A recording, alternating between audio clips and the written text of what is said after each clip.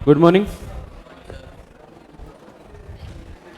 तो ऐसा है, डॉक्ट्रिन ऑफ अल्ट्रावायर्स देखेंगे अपन, साथ में डॉक्ट्रिन ऑफ कंस्ट्रक्टिव नोटिस देखेंगे, फिर डॉक्ट्रिन ऑफ इंडोर मैनेजमेंट और एक्सेप्शंस। खत्म। देखो,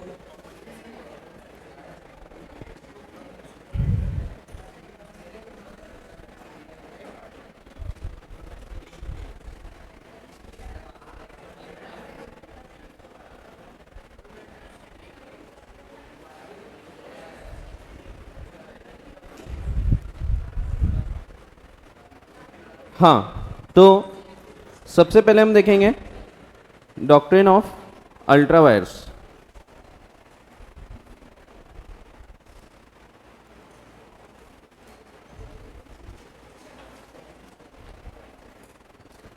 तो डॉक्ट्रिन का मतलब होता है एक ऐसा रूल जो कि बेस्ड है ऑन अ केस लॉ। कोई ना कोई केस होता है इसके पीछे जनरली। अल्ट्रा का मतलब होता है बियॉन्ड,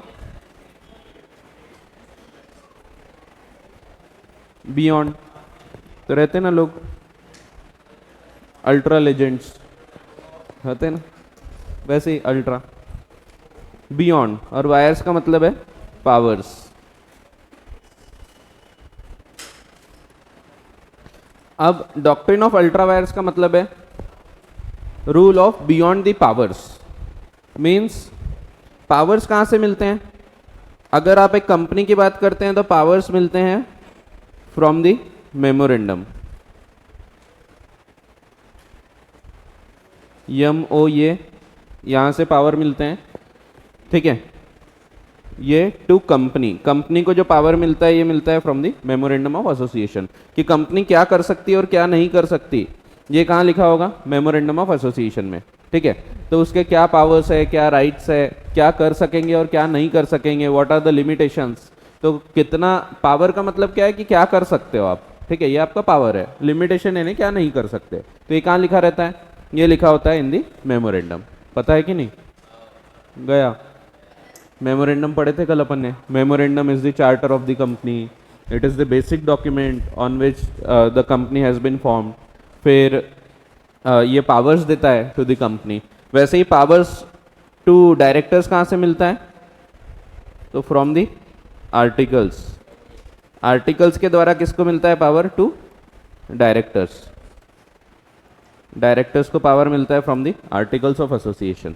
हम यहाँ पे जब डॉक्ट्रिन ऑफ अल्ट्रावायर्स की बात करते हैं तो हम बात करते हैं मेमोरेंडम की। मेन बात जो करते हैं हम मेमोरेंडम की बात करते हैं। तो मतलब क्या है इसका? मतलब ये है कि any act done beyond the object clause of memorandum,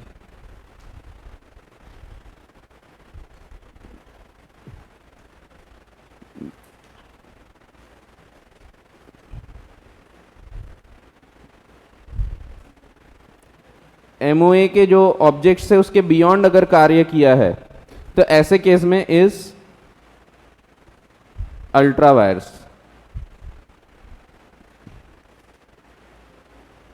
and hence void. Void ab initio रहेगा। अल्ट्रा वायर्स है मीन्स वॉइड रहेगा। इसी का मतलब है दूसरे शब्दों में, company is not bound by such contract.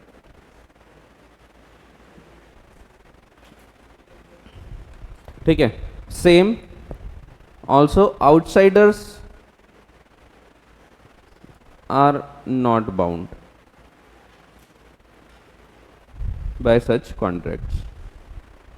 तो इन कॉन्ट्रैक्ट के द्वारा कंपनी भी बाइंड नहीं होती और आउटसाइडर्स भी बाइंड नहीं होते, क्योंकि अल्ट्रावायर्स है। अल्ट्रावायर्स है मीन्स वॉइड है। वॉइड है इनिशियो जैसे ही हमने बोला तो उसका मतलब है it can not B enforce. ठीक है, आप चाह के भी उसको पूरा नहीं कर सकते। फॉर एग्जाम्पल, मेमोरेंडम में लिखा नहीं था कि आप कोई प्रॉपर्टी खरीद सकते हैं या प्रॉपर्टी बेच सकते हैं, तो कंपनी प्रॉपर्टी खरीद बेच नहीं सकती। अगर किसी के साथ कॉन्ट्रैक्ट किया भी है प्रॉपर्टी खरीदने बेचने का तो that will be void ab initio. ठीक है। आगे वाला ये क्लेम नहीं कर सकता कि नहीं ये तो तुम्हारी गलती है, तुमको पता होना चाहिए क्या पावर है क्या नहीं। ये पता होना चाहिए इवन दूसरे व्यक्ति को, आउटसाइडर को। क्यों? क्योंकि साथ में लगती है एक और doctrine, doctrine of constructive notice.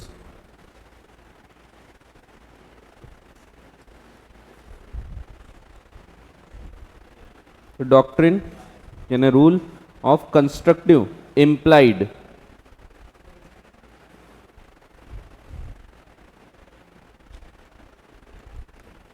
ED आता ना, इम्प्लाइड। हाँ, ये सब व्हाट्सएप के चक्कर में है, स्पेलिंग गड़बड़ करना वगैरह। ठीक है। नोटिस, नोटिस यानी जानकारी। ठीक है। इंफॉर्मेशन, नोटिस का मतलब है जानकारी होना। नोटिस का मतलब लीगल नोटिस वगैरह से कोई लेना देना नहीं है।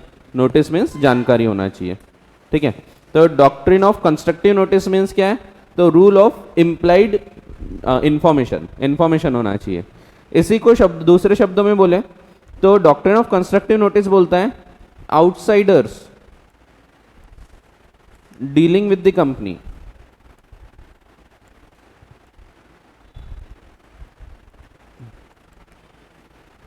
are bound to read and understand the MOA as well as AOA। दोनों इनको समझ में आना चाहिए। अगर नहीं भी पढ़ा है, even if he has not read,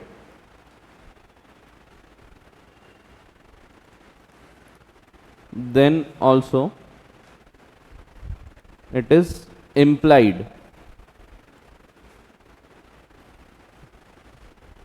that he is aware of its contents। यानी उसमें क्या लिखा है ये उसको पता है, ये मान लिया जाएगा। aware of the contents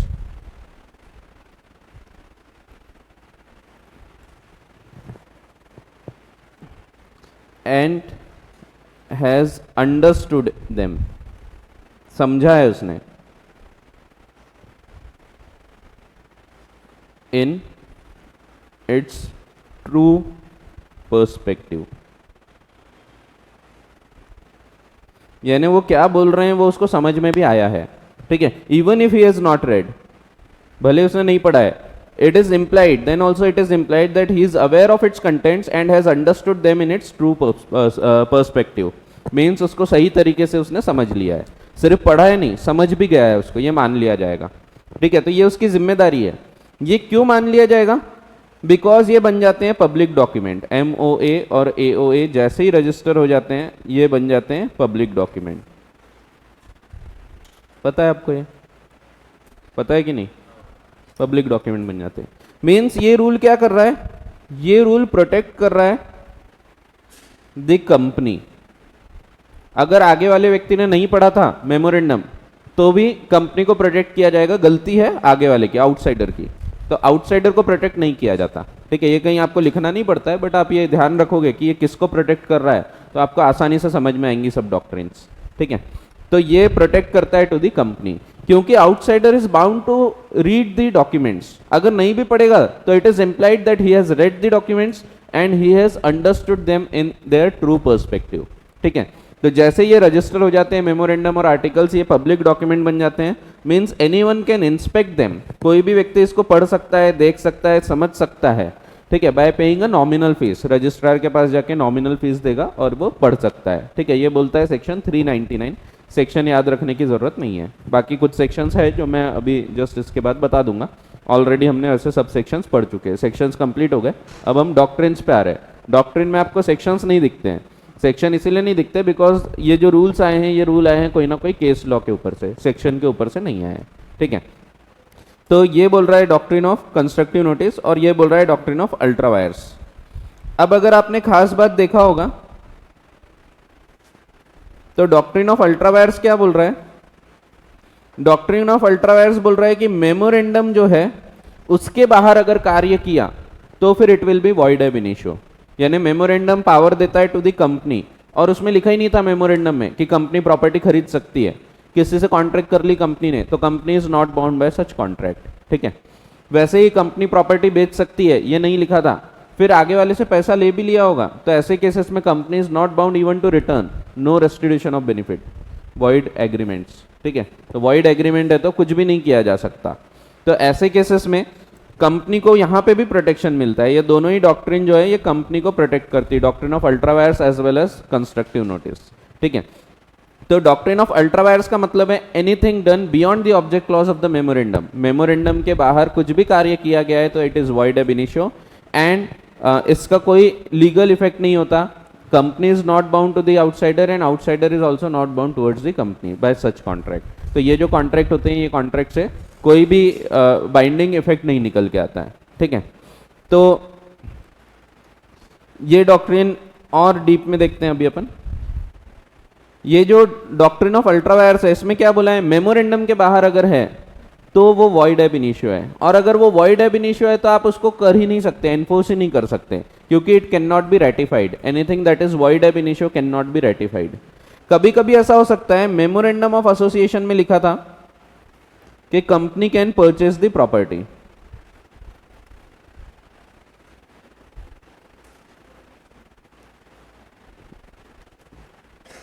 ये लिखा था, ठीक है।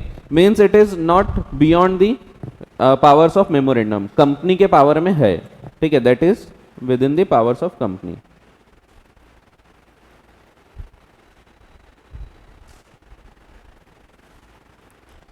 बट समझो यहीं पे लिखा था कंपनी को अगर ये प्रॉपर्टी खरीदना है तो कंपनी को रेजोल्यूशन बुलाना पड़ेगा, रेजोल्यूशन लेना पड़ेगा। समझो इसमें लिखा या आर्टिकल्स में लिखा, दोनों में से कहीं भी लिखा हो सकता है, इंटरनल चीज है तो जनरली आर्टिकल्स में होगी। तो आर्टिकल्स में समझो लिखा था कि directors can not purchase the property,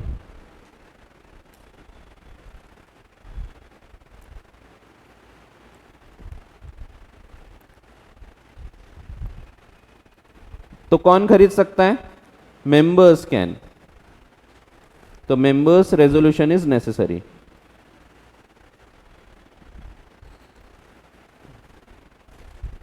तो ऐसा हो सकता है कभी लिखा है कि डायरेक्टर्स को पावर नहीं दिया, क्योंकि कंपनी में क्या होता है, कंपनी में होता है पहले तो लोग होंगे, ये मेंबर्स है खूब सारे, इन लोगों ने क्या किया, इन लोगों ने कंपनी फॉर्म करा और कंपनी फॉर्म करके डायरेक्टर्स को दे दिया ये चलाने के लिए।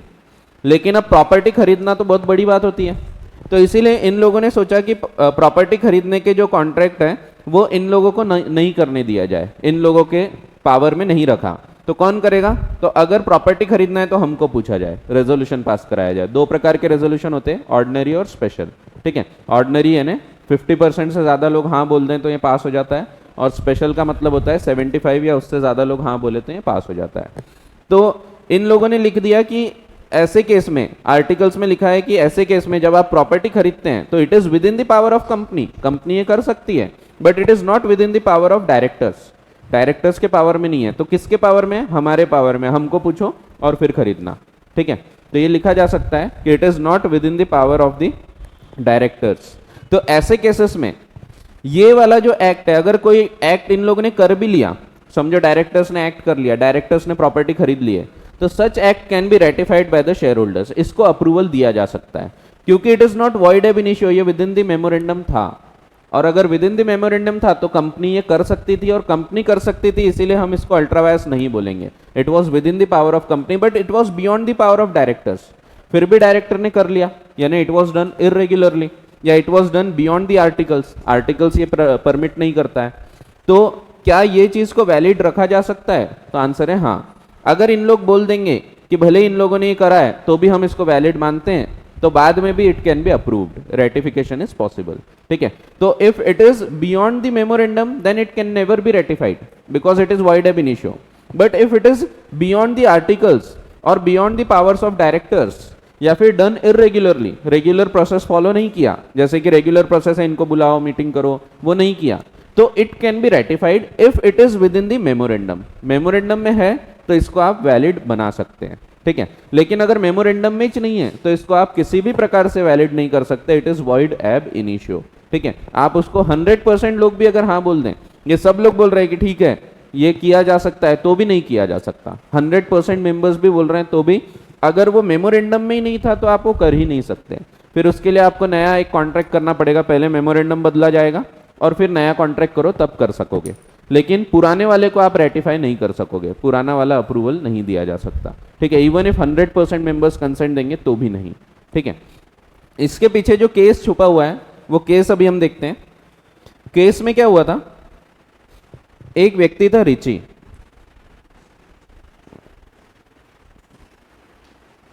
रिचे, और इसने क्या किया, इसको चाहिए था, ये कॉन्ट्रैक्टर था, ये कुछ कॉन्ट्रैक्ट्स उठाता था गवर्नमेंट वगैरह के, जैसे कोई रोड बनाना है, रेलवे लाइंस बनाना है, ये सब के कॉन्ट्रैक्ट उठाता था। बट ये छोटा मोटा कॉन्ट्रैक्टर था, बहुत बड़े कॉन्ट्रैक्ट्स नहीं उठाता था। एक बार गवर्नमेंट के द्वारा एक कॉन्ट्रैक्ट टेंडर निकाला गया, गवर्नमेंट है, कंपनी नहीं है, गवर्नमेंट बनाएंगे हम, गवर्नमेंट ऐसी नहीं होती,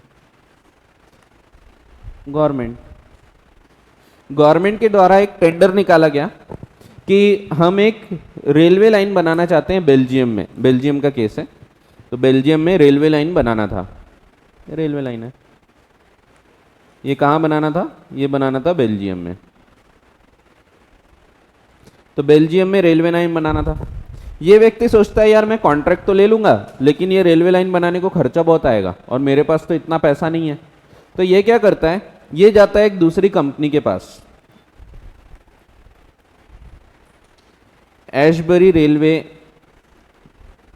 एंड कैरेज कंपनी, एशबरी, तो ऐश के पास जाता है वो, तो एशबरी एक कंपनी है उसके पास जाता है, Ashbery railway and carriage company करके रहती है, उसको बोलता है कि भाई देखो मैं ये बेल्जियम में रेलवे लाइन है इसका कॉन्ट्रैक्ट उठाना चाहता हूँ, लेकिन मैं ये तब उठाऊंगा अगर तुम मेरे को एग्री करते हो कि तुम मेरे को पैसा दोगे, ये फाइनेंस करोगे, पैसा यूज़ करने दोगे लोन के रूप में ये बेल्जियम में लाइन बनाने के लिए। कंपनी बोलती है ठीक है हम पैसा देने को तैयार हैं, ये लोन देने को तैयार होते हैं, ये सिर्फ अभी एग्रीमेंट हुआ है, ठीक है, अभी कॉन्ट्रैक्ट किया है लेकिन लोन अभी दिया नहीं गया, बोला ठीक है तुम कॉन्ट्रैक्ट ले लो हम तुमको लोन दे देंगे। अब क्या होता है, इसका जो मेमोरेंडम होता है ना, इसके मेमोरेंडम ऑफ एसोसिएशन में लिखा होता है कि ये क्या क्या कर सकते हैं। तो इसमें लिखा होता है कि कंपनी क्या कर सकती है, पहला तो ये रेलवे लाइन वगैरह या रेलवे वैगन्स वगैरह बनाना या उसको लीज पे देना, इसका काम करने का लिखा होता है। तो ये कंपनी भी डील करती है रेलवे से ही, ठीक है, लेकिन ये किससे डील करती है, रेलवे वैगन्स बनाना, यानी जो वो रहते हैं डब्बे होते हैं रेलगाड़ी के, वो बनाना, उसको लैंड करना, उसको उधारी पे किराए पे देना, तो ये इसमें डील करती थी वो, रेलवे वैगन्स वगैरह को लैंड करने में, ठीक है। तो ये रेलवे वैगन्स का कॉन्ट्रैक्ट कर सकती है, ये लिखा होता है। दूसरा लिखा होता है to act as mechanical engineers,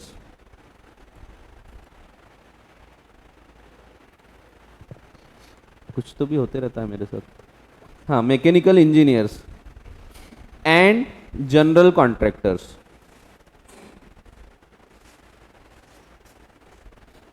और दो ऑब्जेक्ट्स होते हैं वो अपने काम के नहीं, तो उसके अंदर नहीं जा रहे अपन, 4 ऑब्जेक्ट्स लिखे रहते हैं उस केस में। पहला ऑब्जेक्ट अपने काम का है रेलवे वैगन्स बनाना, उसको लीज करना, उसको रेंट पे देना, हायर पे देना, ये कॉन्ट्रैक्ट कर सकती, ये लिखा होता है। दूसरा लिखा रहता है to act as mechanical engineers, mechanical engineers यानी वही बनाने के लिए कुछ इंजीनियरिंग का काम है वो सब कर सकते हैं। जनरल कॉन्ट्रैक्टर्स, उससे रिलेटेड जो भी कॉन्ट्रैक्ट्स है वो कर सकते हैं। अब यहाँ पे ये क्या करता है, ये पढ़ता है मेमोरेंडम, क्योंकि इसको पता रहता है कि मेमोरेंडम नहीं पढ़ूंगा और इसके ऑब्जेक्ट में नहीं होगा तो गड़बड़ आएगी, तो ये पढ़ता है मेमोरेंडम। मेमोरेंडम पढ़ने के बाद वो देखता है इसमें जनरल कॉन्ट्रैक्टर्स लिखा है, तो इसमें अपन बोल सकते हैं कि लोन दिया जा सकता है। अब ये वो सोचता है, इसके बाद भी इसको थोड़ी शंका होती है, डाउट होता है कि यार नहीं गड़बड़ हो गई तो इसीलिए क्या करता है, ये कॉन्ट्रैक्ट होने के बाद, लोन एग्रीमेंट होने के बाद ये बोलता है कंपनी को कि एक काम करो, तुम्हारे मेंबर्स को बुला के इसको रेटिफाई कर दो, अप्रूव कर दो कि ये लोन दिया जा सकता है। वो बुला लेते हैं, कॉन्ट्रैक्ट हो गया, उसके बाद बुलाया गया मेंबर्स को और बोल दिया लोगों ने, यूनानिमस हर एक व्यक्ति बोल देता है कि हाँ लोन दे सकते हैं, ठीक है। इसके बाद ये जाता है और गवर्नमेंट का टेंडर भरता है, टेंडर इसको अलॉट हो जाता है। टेंडर अलॉट होने के बाद ये जाता है कंपनी के पास कि अपना ये एग्रीमेंट था, अब मेरे को पैसे की जरूरत है, मेरे को पैसा दे दो। कंपनी मना कर देती है, कंपनी बोलती है कि this agreement was void ab initio being ultra vires, अब मना कर दिया, सब हो गया, पूरी राम कहानी हो गई, बाद में बोलते हैं कि नहीं नहीं पैसा नहीं देंगे, it was not within our powers, memorandum में ऐसा लिखा ही नहीं था कि हम फाइनेंस कर सकते हैं। फिर ये झगड़ा करता है, ये बोलता है नहीं तुमने रेटिफाई भी कराया, सब मेंबर ने हाँ भी बोला है, मैं कोर्ट में देख लूंगा तुमको। कोर्ट में केस जाता है, कोर्ट में बताया जाता है देखो जी ऐसा ऐसा है, कॉन्ट्रैक्ट किए थे हम लोगों ने, पैसा देंगे, मैंने पूरा कॉन्ट्रैक्ट ले भी लिया हूँ और अब ये पैसा देने से मना कर रहे हैं। इनफैक्ट यहाँ लिखा भी है mechanical engineer and general contractors. फिर ये भी बोला गया कि इसके बाद रेटिफाई भी करा लिया है कंपनी ने, सब मेंबर्स को बुला के उनसे सहमति भी ले लिए हैं, तो अब तो ये कॉन्ट्रैक्ट पूरी तरह से वैलिड होना चाहिए, तो मेरे को पैसा दिला के दो। लेकिन कंपनी लोन देने को अब मना कर रही है, तो अब ये पहुंच जाता है कोर्ट। कोर्ट बोलता है देखो भाई, सबसे पहले तो ये जो जनरल कॉन्ट्रैक्टर वर्ड है, जनरल कॉन्ट्रैक्टर वर्ड किसके साथ लिखा गया है? मैकेनिकल इंजीनियर्स के साथ। मीन्स ये जो मैकेनिकल इंजीनियर्स है उसके साथ अगर लिखा है तो आप ये जो जनरल कॉन्ट्रैक्टर है इसको मैकेनिकल इंजीनियर कॉन्ट्रैक्ट से जोड़ के ही देख सकते हो। ये रूल होता है एक लॉ का जो आप अगले साल पढ़ोगे, इसको हम बोलते हैं एजुस्डेम जेनेरिस। अगले साल पढ़ोगे आप, इस साल नहीं है आपको। यानी जितने भी एसोसिएटेड वर्ड होते हैं उनका मीनिंग साथ में लिया जाता है। जैसे मैं बोलूँगा कि आप गाय बैल कुत्ते बिल्ली पाल सकते हैं, तो इसका ये मतलब है क्या? या अदर एनिमल्स पाल सकते हैं, इसके साथ मैंने और अदर एनिमल्स भी बोल दिया, गाय बैल कुत्ते बिल्ली और अदर एनिमल्स। तो अदर एनिमल्स में आप शेर चीते नहीं पाल सकते, क्योंकि other animals will be taking its colour from the previous words, उसके पहले जो वर्ड्स है। यानी आप घोड़े हो गए या आप शीप्स हो गए, ये सब को पाल सकते हो, यानी डोमेस्टिक एनिमल्स। ठीक है, वो रूल यहाँ पे भी लगाया कोर्ट ने। कोर्ट ने बोला मैकेनिकल इंजीनियर्स के साथ जब जनरल कॉन्ट्रैक्टर वर्ड आ रहा है तो उसका मतलब है general contractor should be red with mechanical engineer only. यानी आप मैकेनिकल इंजीनियर से रिलेटेड जितने जनरल कॉन्ट्रैक्ट्स है वो कर सकते हो। बट अगर ऐसा जनरल कॉन्ट्रैक्टर लिख देंगे फिर तो मेमोरेंडम का मतलब ही नहीं रहा। अगर आप जनरल कॉन्ट्रैक्टर को इतना वाइड मीनिंग दोगे तो कोई मतलब ही नहीं रहा, फिर तो हर कंपनी लिख देगी जनरल कॉन्ट्रैक्ट कर सकते और कुछ भी काम करेंगे। तो कोर्ट ने बोला जनरल कॉन्ट्रैक्टर को आप सिर्फ मैकेनिकल इंजीनियर से रिलेटेड देख सकते हो, लेकिन आप जनरल कॉन्ट्रैक्टर वर्ड को इतना वाइड मीनिंग नहीं दे सकते कि लोन वगैरह दिया जा सके। अगर इतना वाइड देंगे तो फिर तो कल चल के वो मेराइन एडवेंचर्स के कोई कॉन्ट्रैक्ट ले लेंगे, यानी समुद्र के भी कॉन्ट्रैक्ट ले लेंगे, तो ये सब नहीं किया जा सकता। फिर दूसरी चीज जो दूसरी दलील थी रिची की कि इसको तो अप्रूव कराया गया था, बट कोर्ट ने बोला कि if the contract was void ab initio it can never be ratified. जो चीज है ही नहीं, जीरो है, आप जीरो को कुछ भी करके वैलिड नहीं बना सकते। तो इसीलिए कोर्ट ने यहाँ पे रिची का साथ नहीं दिया। यहाँ पे कंपनी का जो कंटेंशन था दैट वाज करेक्ट कि it was beyond the powers and hence ultra vires, and being an ultra wires transaction it can not be ratified even bye 100% consent of all the members. ठीक है, तो ये बताया गया। समझा गया? समझ रहा ना? आसान है। तो ये पूरा केस है, देखते हैं अपन पूरा एक साथ पढ़ लेते हैं। अभी हो गया, बचा ही क्या? तो the meaning of the term ultra vires is simply beyond the powers. Legal phrase ultra vires is applicable only to acts done in excess of the legal powers of the doers. तो जो कार्य करने वाला है उसके powers के beyond है।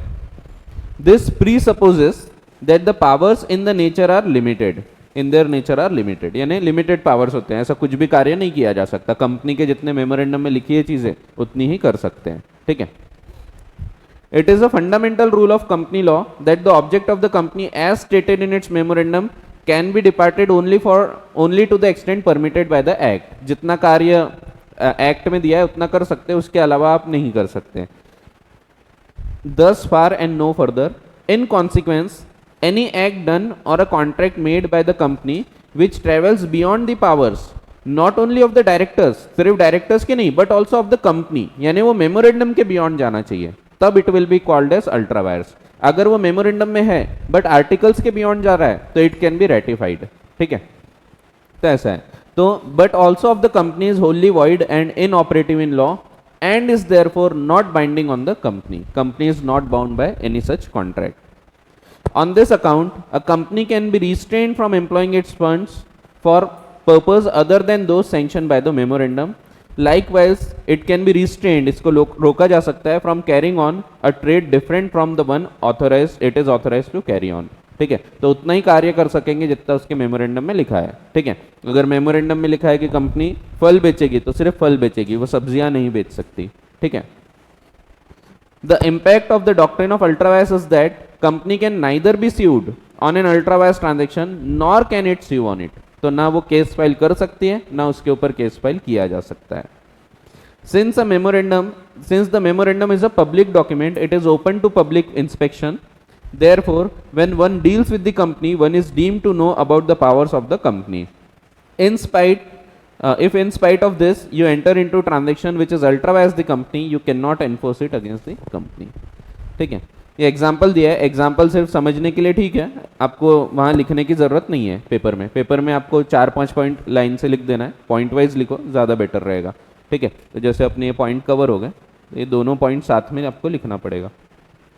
तो आपको ये 4-5 पॉइंट यहाँ से कुछ आ जाएंगे. और ये भी ध्यान रखना, एक्ट्स बियॉन्ड या अल्ट्रा वायर्स पूरा लिख लेते हैं, एक्ट्स वायर्स द कंपनी, यानी मेमोरेंडम के बाहर जा रही है, कैन नॉट बी रेटिफाइड. लेकिन acts ultra vires the directors यानी आर्टिकल्स के बाहर जा रही है, तो इट कैन बी रेटिफाइड. आपको आखिरी में समरी दी है, वैसे ये पूरा जो डॉक्ट्रिन खत्म होती है आखिरी में नीचे में 5 पॉइंट में समराइज करके दिया है, वो 5 पॉइंट आपको लिखना पड़ेगा. ठीक है, ऐसा है.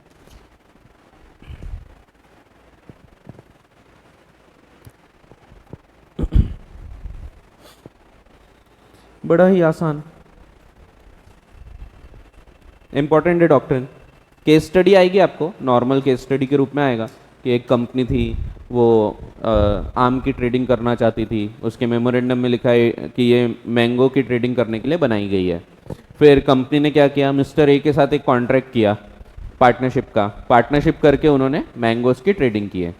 अब मैंगोस की ट्रेडिंग तो की है, जब वो पार्टनर आता है पैसा मांगने तो कंपनी मना कर देती है कि नहीं ये अल्ट्रा वायर्स था. क्यों? क्योंकि ये हमारे पावर में नहीं था. क्या? तो पार्टनरशिप करना. अगर पार्टनरशिप करने के अधिकार नहीं थे मेमोरेंडम में, तो पार्टनरशिप भी नहीं किया जा सकता. तो सवाल यह है कि क्या ए क्लेम कर सकता है? आंसर है नहीं. A can not claim on the basis of partnership agreement because it was void ab initio. ठीक है, तो ऐसा क्वेश्चन दिया है आपके बुक में, एक बार देख लेना. तो एग्जाम्पल है, if you have supplied goods और perform services on such a contract means ultra vires और lent money, you cannot obtain payment or recover the money lent. But if the money advanced to the company has not been expended, अगर खर्चा नहीं हुआ है तो जो lender है, यहाँ पे लेंडर का मतलब क्या है, तो मेंबर. ठीक है, जिसने पैसा दिया है वो रोक सकता है कि भाई तुम ये पैसा खर्चा नहीं करोगे, क्योंकि अपना पैसा है और वो मेरे को पता लग रहा है कि गलत काम में यूज़ हो रहा है.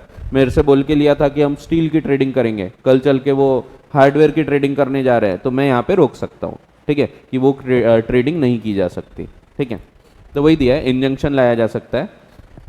The lender that is the member may stop the company from parting with it, parting यानी खर्चा करना, बाय मीन्स ऑफ इंजंक्शन. ठीक है, this is because company does not become the owner of the money which is ultra vires the company. As the lender remains the owner अपन ही है, तो he can take back the property in species. If the ultra vires loan has been utilised in meeting lawful डेप्ट of the company, then the lender steps into the shoes of the debtor paid off and consequently he would be entitled to recover his loan to the extent from the company. यानी हमने पैसा दिया था और वो पैसे से कोई लॉफुल डेप्ट पे किया है, तो ऐसे केस में डेप्ट पे हो गया है मान लिया जाएगा. ठीक है, तो वो दिया है. ये कोई काम का नहीं है, ये आपके लेवल का है भी नहीं, बट ये मॉड्यूल के हिसाब से मैंने एग्जाम्पल उठाया हूँ. आपको सिर्फ ऊपर का ध्यान रखो इतना, और ये केस तो मैंने बता दिया हूँ आसान शब्दों में, तो आसान शब्दों वाला ध्यान रखना. और ये नीचे में ये जो समअप किया है, समराइज किया है, ये इतने पॉइंट आपको लिखना पड़ेगा बस. एग्जाम में जब आएगा तो इतने पॉइंट्स आपको लिखना है और कुछ नहीं. ठीक है, ये भी नहीं लिखना है, ये सिर्फ आपको बताया है कि ये कहीं ना कहीं डॉक्ट्रिन ऑफ अल्ट्रा वायर्स फालतू की डॉक्ट्रिन है, ये लिख के दिया है, यहाँ दिया है, पढ़ेंगे अपन. फालतू की है ना, क्यों है वो भी देखेंगे. आपको लिखना सिर्फ इतना है, ये ध्यान रखना, 4 पॉइंट. ठीक है, तो समझने के लिए आपको पूरा दिया है, और ये तो इंस्टीट्यूट ने आपके बुक में दिया था मॉड्यूल में, इसीलिए मैंने उठा लिया, जो कि मेरे को लगता है अब हटा देना चाहिए, कोई मतलब नहीं है, क्योंकि आपके लेवल का है ही नहीं. ये अगले साल आएगा आपको कि he steps into the shoes of debtor वगैरह, ये सब अगले साल का टॉपिक है। कैसा है, तो ये आप नहीं भी पढ़े तो चलता है, काटो मत, यहाँ पे ऐसा साइड में काट दो, ऐसा पूरा काट दिए नहीं तो ये नहीं पढ़ना है, ठीक है। हाँ ये ध्यान रखना, ये मैंने बताया हूँ, an act which is ultra vires the company, ये दिया है वैसे नीचे समरी में कवर हो जाता है, an act which is ultra vires the company can not be ratified, यहाँ दिया है, ठीक है, वही यहाँ पे भी दिया है, being void cannot be ratified by the shareholders of the company. Sometimes act which is ultra vires can be regularized. कभी कभी आप इसको वैलिड कर सकते हैं by ratifying it subsequently, लेकिन कब? For instance when the act is ultra vires the powers of the directors, company के पावर में है लेकिन डायरेक्टर्स के पावर के बियॉन्ड है, तो आप उसको वैलिड कर सकते हैं, ये भी नीचे समरी में दिया है। The shareholders can ratify it, तो यहाँ ध्यान रखो powers of the directors word use किया है, कंपनी नहीं, तो अगर डायरेक्टर्स के पावर में नहीं था तो ऐसे केस में इट कैन बी रेटिफाइड, ठीक है, वो अपने समरी में लिख भी लिया अपन ने। फिर the shareholders can ratify it या if it is ultra vires the articles, memorandum नहीं articles, then it can be ratified by altering the articles, articles बदल लो और वो रेटिफाई हो जाएगा। If the act is within the powers of company but done irregularly then it can be regularised, shareholders इसको validate कर सकते हैं, यानी वही कंपनी के पावर में होना चाहिए, with in the power of the company होना चाहिए, सिंपल ये है, भले डायरेक्टर के बियॉन्ड है तो उसको आप वैलिड कर सकते हैं, बट अगर कंपनी के पावर के बियॉन्ड रहेगा तो it can not be ratified, ठीक है। इसका जो मेन केस है जिसके ऊपर ये पूरी डॉक्ट्रिन बेस्ड है, ये बताया है आपको, Ashbury railway carriage and iron company versus Riche. The facts of the case, main object of the company were, क्या क्या ऑब्जेक्ट थे? To make sell land on hire railway carriages and wagons, यानी जो रेल के डब्बे होते हैं वो देना। To carry on the business of mechanical engineers and general contractors, ये अपने कोई काम का नहीं है ये वाले केस से रिलेटेड, बट ये दिया है।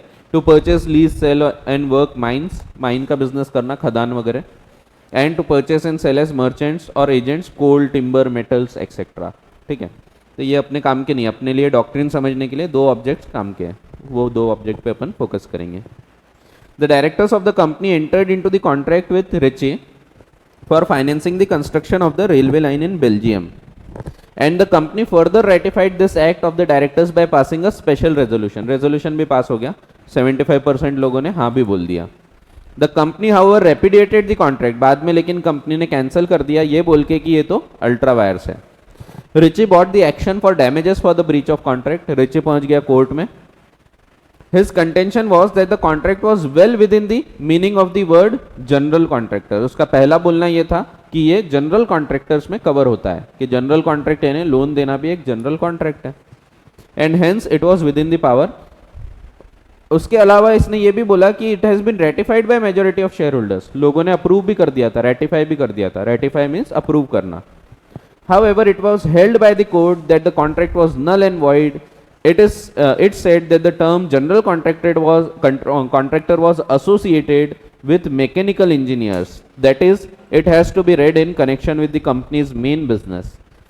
If the term general contractors was not so interpreted, it would authorize the company making contracts of any kind and every description. For example, marine, reinsurance, तो कोई भी कॉन्ट्रैक्ट कर सकेंगे ऐसे तो इसीलिए बोला कि ये सब कॉन्ट्रैक्ट्स नहीं किए जा सकते। जब आपने जनरल कॉन्ट्रैक्टर वर्ड पढ़ा तो ये जोड़ा गया है, एसोसिएटेड है विथ मैकेनिकल इंजीनियर, और इसीलिए उसको उसके हिसाब से ही पढ़ना चाहिए, तो ये बोला गया था कोर्ट के द्वारा। ऐसा है, तो ये केस आपको ध्यान रखना है, बट मैंने आपको आसान शब्दों में बता दिया, यहाँ पे भी वही दिया है, और ये वैसे है काम का, लेकिन ये ऑलरेडी आपके यहाँ पे समरी में कवर हो गया है, ठीक है। तो देखते हैं, तो आपको सिर्फ समरीज लिखना है एग्जाम में आपको बाकी पूरा लिखना नहीं है, बट समझने के लिए पूरा लिखो, और ये तो बिल्कुल पढ़ने की कोई आवश्यकता नहीं है, ठीक है। एग्जाम्पल यानी डायरेक्टली यहाँ से पढ़ो तो दैट इज सफिशिएंट।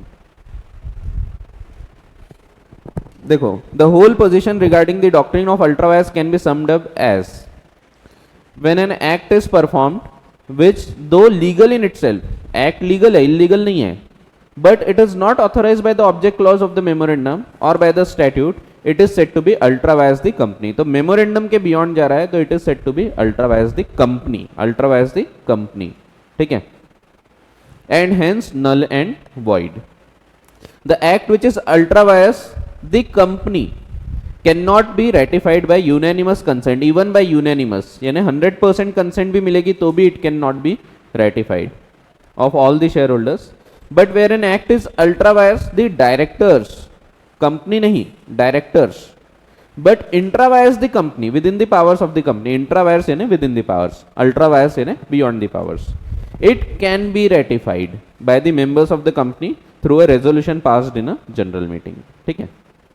फिर if the act ultra vires the articles, articles के बियॉन्ड है, ultra vires the articles, but यहां भी it is within the powers of company, it can be ratified by altering the articles by special resolution in a general meeting. ठीक है. Special resolution यानी 75% या उससे ज्यादा. ठीक है. तो ये 4 पॉइंट आपको ध्यान रखना है, ये 4 पॉइंट बहुत इंपॉर्टेंट है. समरी जो दी है आपको, ये आपको एग्जाम में लिख के आना है. ठीक है. जब भी क्वेश्चन आएगा और जब भी आपको अल्ट्रा वायर्स आएगा साथ में आपको कंस्ट्रक्टिव नोटिस भी लिखना है. एक लाइन कंस्ट्रक्टिव नोटिस की आना चाहिए, क्योंकि कंस्ट्रक्टिव नोटिस साथ में लगता है. क्योंकि रिची को यहाँ प्रोटेक्ट क्यों नहीं किया जा रहा?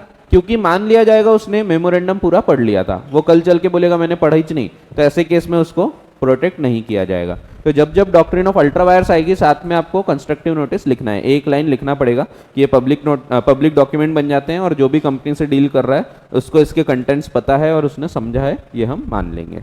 ठीक है. तो ऐसा है. अब ये भी कोई काम का नहीं है, दिया है the disadvantages of doctrine outweigh it's main advantage, यानी इसका जो मेन एडवांटेज था उससे ज्यादा इसका डिसएडवांटेज है, ऐसा बोलना है.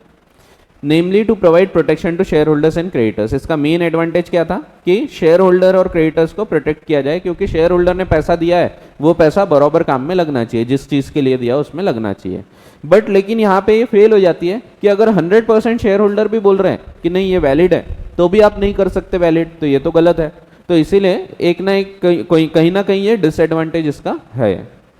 तो although it may be useful to the members in restraining the activities of the directors, it is only a nuisance in so far as it prevents the company from changing its activities in the direction which is agreed by all. तो हर एक व्यक्ति भी हाँ बोल दिया तो भी आप उसको वैलिड नहीं कर सकते, तो ये कहीं ना कहीं डिसएडवांटेज है. ठीक है. Again, the purpose of doctrine of ultra vires has been defeated as now the object clause can be easily altered. आप उसको चेंज कर सकते हो और उसके बाद फिर नया कॉन्ट्रैक्ट लेकिन करना पड़ेगा. आप पुराने कॉन्ट्रैक्ट को रेटिफाई नहीं कर सकोगे, तो आप ऑब्जेक्ट क्लॉज बदल दो मेमोरेंडम का, उसके बाद आप नए कॉन्ट्रैक्ट्स कर सकते हैं. ठीक है. फिर से वो कॉन्ट्रैक्ट एंटर किया जा सकता है. ठीक है. By passing a special resolution. तो ये अब कैसे ऑल्टर होता है ये आपको इस साल का टॉपिक नहीं है. ये जो ऑल्टरेशन है ये ऑल्टरेशन आपको अगले साल रहेगा. ये सेक्शन 13 में आता है. मेमोरेंडम का ऑल्टरेशन सेक्शन 13 में आता है, आर्टिकल्स का ऑल्टरेशन सेक्शन 14 में आता है. ठीक है. तो आपको इस साल सिर्फ 10 तक है, 10 सेक्शन बचा है, अभी एक सेक्शन छूटा है, देखेंगे अपन. ठीक है. साथ में एक बार कंस्ट्रक्टिव नोटिस पढ़ लेते हैं, फिर जो भी डाउट होंगे साथ में अपन देख लेंगे. एक ही लाइन का है constructive notice.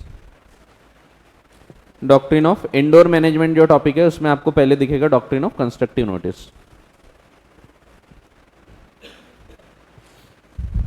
Section 399 of companies act 2013 provides that any person can inspect by electronic means any document kept by the registrar.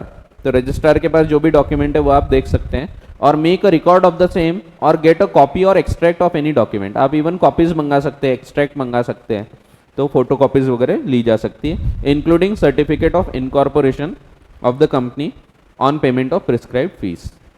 फिर आगे दिया है section 399 provides that memorandum and articles when registered with the registrar of company becomes the public document and they can be inspected bye anyone on payment of a nominal fees. एक nominal fees लगती है 100 रुपए के आसपास, वो देके आप documents मंगा सकते हैं. Therefore, any person who contemplates entering into contract, जो भी कॉन्ट्रैक्ट करना चाह रहा है with the company, has the means of ascertaining the powers of the company. उसको ये पता है कि कंपनी ये कर सकती है या नहीं कर सकती, उसको ये देखने का अधिकार है.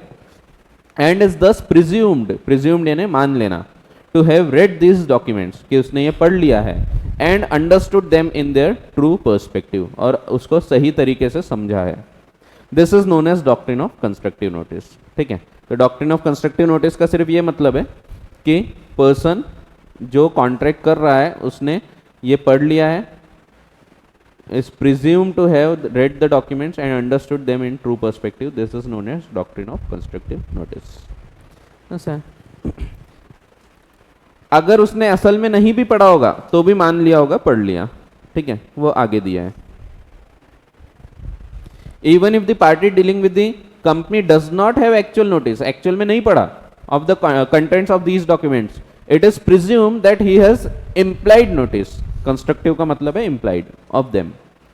Consequently, if a person enters into contract which is beyond the powers of the company as defined in the memorandum or outside the limits set on the authority of the directors as per memorandum or articles, he cannot as a general rule acquire any right under the contract against the company. तो आगे वाले को कोई अधिकार नहीं मिलते अगर आगे वाला ये नहीं पढ़ेगा, वो सतर्क नहीं रहेगा, उसने खुद पढ़ना चाहिए, ठीक है। अगर नहीं भी पढ़ेगा तो भी अगर it was beyond the power of memorandum and articles, तो ऐसे केसेस में वो क्लेम नहीं कर सकता, उसको कोई अधिकार नहीं मिलता, ठीक है।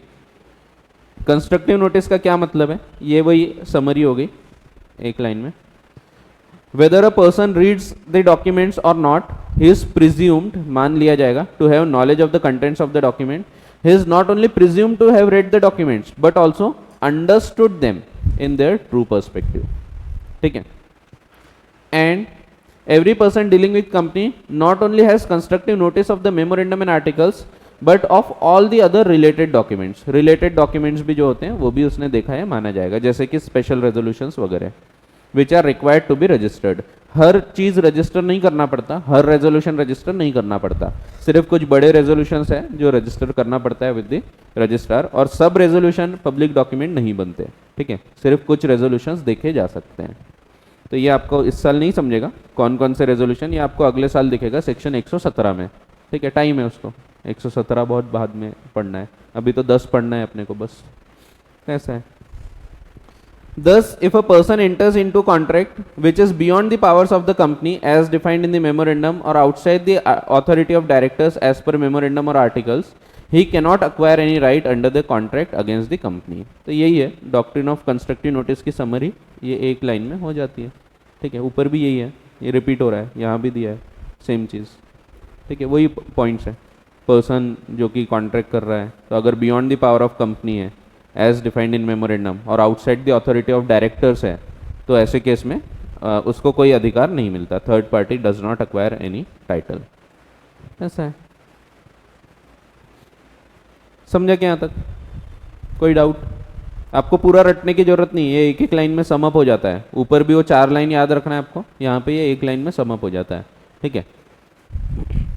आपको क्वेश्चन आएगा तो केस स्टडी के रूप में आएगा, तो आपको ये प्रोविजंस में ये पॉइंट्स आना चाहिए, ठीक है। तो ये 4 पॉइंट वो जो उधर पड़े और ये 1 पॉइंट यहाँ का, ठीक है। फिर डॉक्ट्रिन ऑफ इंडोर मैनेजमेंट ये क्या बोलता है, देखते हैं। डॉक्ट्रिन ऑफ अल्ट्रावायर्स और डॉक्ट्रिन ऑफ कंस्ट्रक्टिव नोटिस, ये क्या कर रहा था, ये प्रोटेक्ट कर रहा था कंपनी को, ठीक है। अब डॉक्ट्रिन ऑफ इंडोर मैनेजमेंट,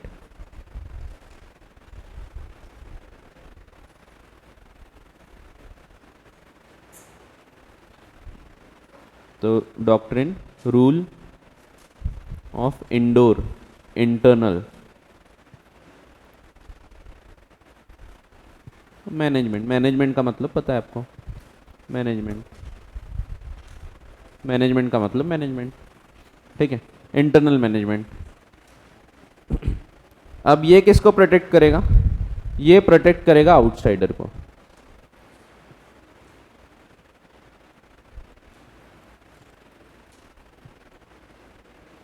ठीक है।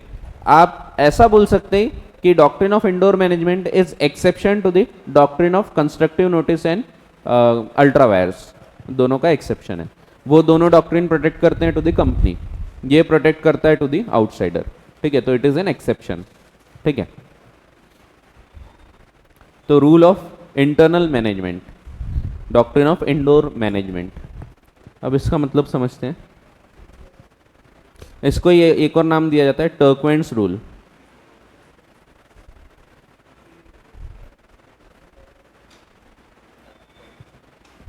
टर्क्वेंस रूल, क्योंकि एक रॉयल ब्रिटिश बैंक वर्सेस टर्क्वेंट का एक केस था, उससे ये रूल निकल के आया है। ठीक है, तो डॉक्ट्रिन है, तो एक उसके पीछे केस लॉ रहेगा। यहाँ पे है royal British bank versus टर्क्वेंट।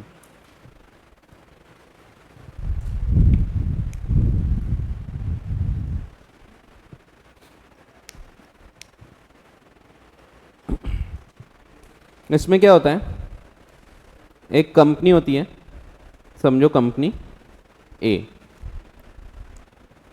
Limited करके कंपनी है।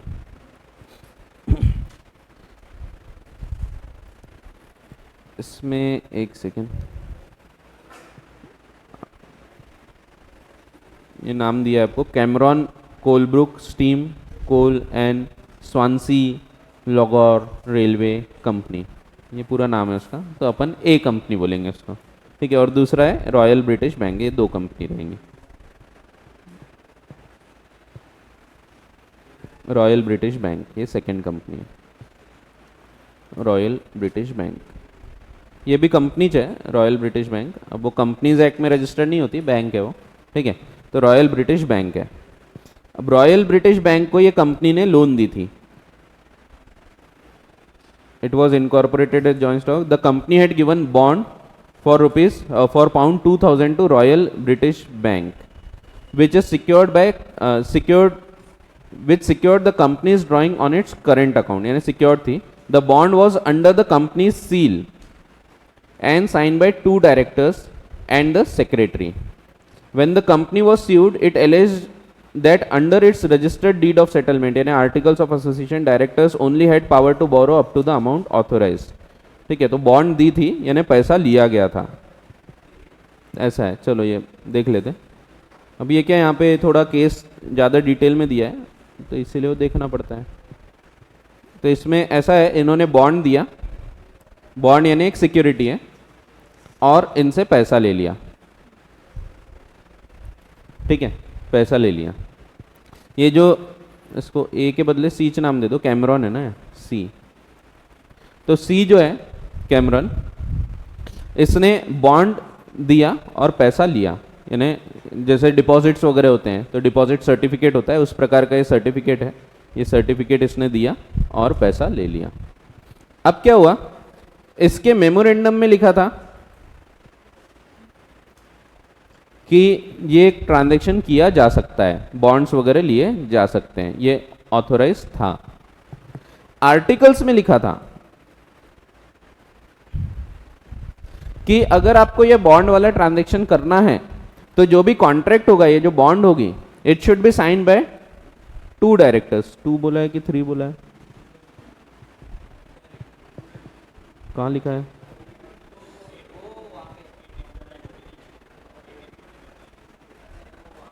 अरे कहाँ है? हाँ रुको मैं पढ़ लेता हूँ। हाँ ये बैंक कुड नॉट, हाँ ऊपर है, ऊपर है, ऊपर, और कहाँ है? और ऊपर है, हाँ ये है। ठीक है, कंपनीज रेजोल्यूशन नहीं, बट डायरेक्टर्स के साइन भी कहीं लिखा है। हाँ हाँ हाँ हाँ, ये है, देखो अंडरलाइन भी किए लोगों ने। तो 2 डायरेक्टर और सेक्रेटरी। तो क्या बोला था इसमें कि ये जो डॉक्यूमेंट रहेगा, it should be sign by 2 directors plus secretary plus common seal होना चाहिए बोला। फिर एक और चीज बोला है, प्लस रेजोल्यूशन पास होना चाहिए, ऑर्डिनरी रेजोल्यूशन, ऑर्डिनरी की स्पेशल है, जो भी है रेजोल्यूशन पास होना चाहिए, ऑर्डिनरी रहे या स्पेशल रहे, प्लस रेजोल्यूशन पास होना चाहिए। तो 2 कंडीशन थी, it should be signed by इन लोगों के द्वारा, और सेकंड रेजोल्यूशन पास होना चाहिए। ठीक है, जब ये आर ने कंपनी को पैसा दिया और बॉन्ड लिया, तो आर ने देखा कि क्या बॉन्ड प्रॉपरली साइंड है, तो उसने देखा कि हाँ 2 डायरेक्टर की साइन थी, प्लस कंपनी सेक्रेटरी की साइन थी, सेक्रेटरी प्लस कॉमन सील भी लगी हुई थी। अब आर ने ये देखा, कंपनी ने ये देखा कि ये तो प्रॉपर है, सब चीजें हैं जैसा आर्टिकल्स में लिखा है, और उसने ये बॉन्ड को वैलिड मान लिया और पैसा उधारी के रूप में दे दिया टू कैमरन। अब कल चल के क्या हुआ कंपनी गई लिक्विडेशन में, ये कंपनी लिक्विडेशन में चली गई और ये जो व्यक्ति थे ये पैसा क्लेम करने आए। जब ये पैसा क्लेम करने आए तो कंपनी बोलती है कि this transaction was ultra vires. क्यों अल्ट्रा वायर्स था?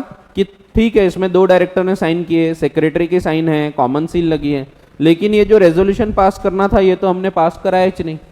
अब रेजोल्यूशन पास नहीं कराया और इसके चक्कर में रेजोल्यूशन नहीं पास कराया तो ये बोलते हैं कि the bond was void ab initio और हमको अब पैसा वापस करने की कोई आवश्यकता नहीं है। पैसा वापस करने से मना कर दिया उन्होंने।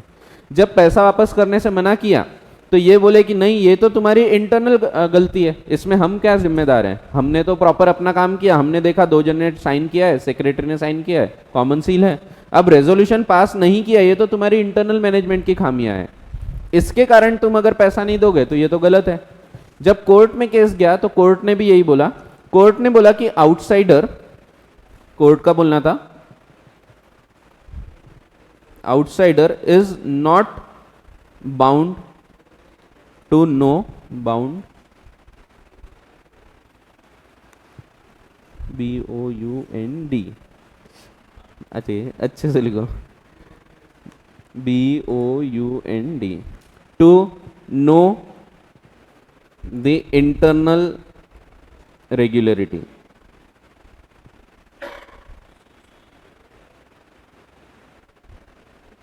Of proceedings.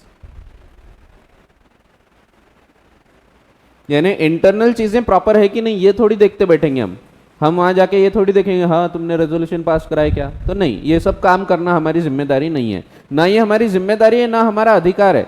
कल हम जाके पूछेंगे कि अरे रेजोल्यूशन पास कराया क्या, तो वो बताने की कंपनी की भी कोई जिम्मेदारी नहीं होती, ठीक है। तो इसीलिए कोर्ट ने बोला कि outsider is not bound to know the internal regularity of the proceedings, कि इंटरनल ये जो चीजें हैं, इंटरनल प्रोसीजर्स है, ये पास हुई कि नहीं हुई, ये चीज देखने की आउटसाइडर की कोई जिम्मेदारी नहीं है, ठीक है, ना उसकी जिम्मेदारी है ना अधिकार है। वो पूरा ये रेजोल्यूशन भी नहीं मांग सकता, जैसा मैंने बताया हर रेजोल्यूशन नहीं मांगा जा सकता, ठीक है। तो इसको ये अधिकार भी नहीं है और इसकी कोई जिम्मेदारी भी नहीं है। ये क्या करेगा, ये मान लेगा कि कंपनी ने ये जो इंटरनल चीजें थी ये प्रॉपरली फॉलो की है, और ये सिर्फ ऊपर ऊपर देखेगा तो इट इज सफिशिएंट कि प्रॉपर साइन वगैरह है तो इट इज सफिशिएंट, और यहाँ पे ये जो आउटसाइडर है इसको प्रोटेक्ट किया जाएगा, इट प्रोटेक्ट्स द आउटसाइडर, ठीक है। क्योंकि ये जो खामियां हैं ये ऐसी नहीं है कि भाई इसने पढ़ा नहीं था या कुछ गलती किया, इसकी कोई गलती नहीं थी इसमें, या इसने समझा नहीं, इसने पढ़ा समझा सब प्रॉपर था, बट स्टिल इन लोगों ने इंटरनली कुछ गड़बड़ की है, तो उसके लिए तुम इसका नुकसान नहीं होने दे सकते। तो ये बोला गया था इस डॉक्ट्रिन में, डॉक्ट्रिन ऑफ इंडोर मैनेजमेंट, या इसी को हम टर्कवेंट्स रूल भी बोलते हैं, ठीक है, समझा क्या। तो यहाँ पे बॉन्ड दिया गया था, बॉन्ड पे साइन होना चाहिए था इन लोगों की, प्लस रेजोल्यूशन पास करना चाहिए था। कंपनी ने बॉन्ड पैसा दे दी, बॉन्ड रख ली बैंक ने, उसके बाद जब पैसा लेने की बात आई तो इन लोगों ने मना कर दिया, ये बोला कि इट वाज अल्ट्रा वायर्स। क्यों अल्ट्रा वायर्स था? क्योंकि हमने रेजोल्यूशन पास कराया ही नहीं।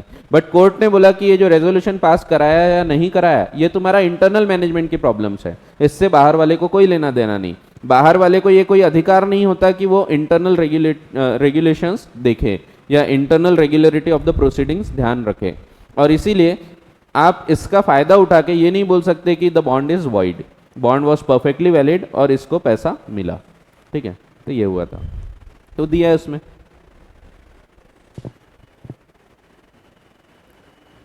देखते हैं,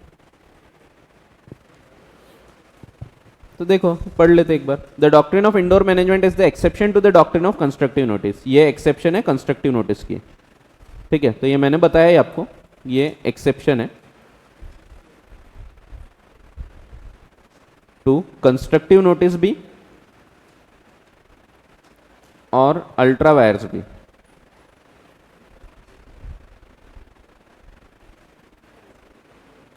ठीक है, दोनों की एक्सेप्शन है।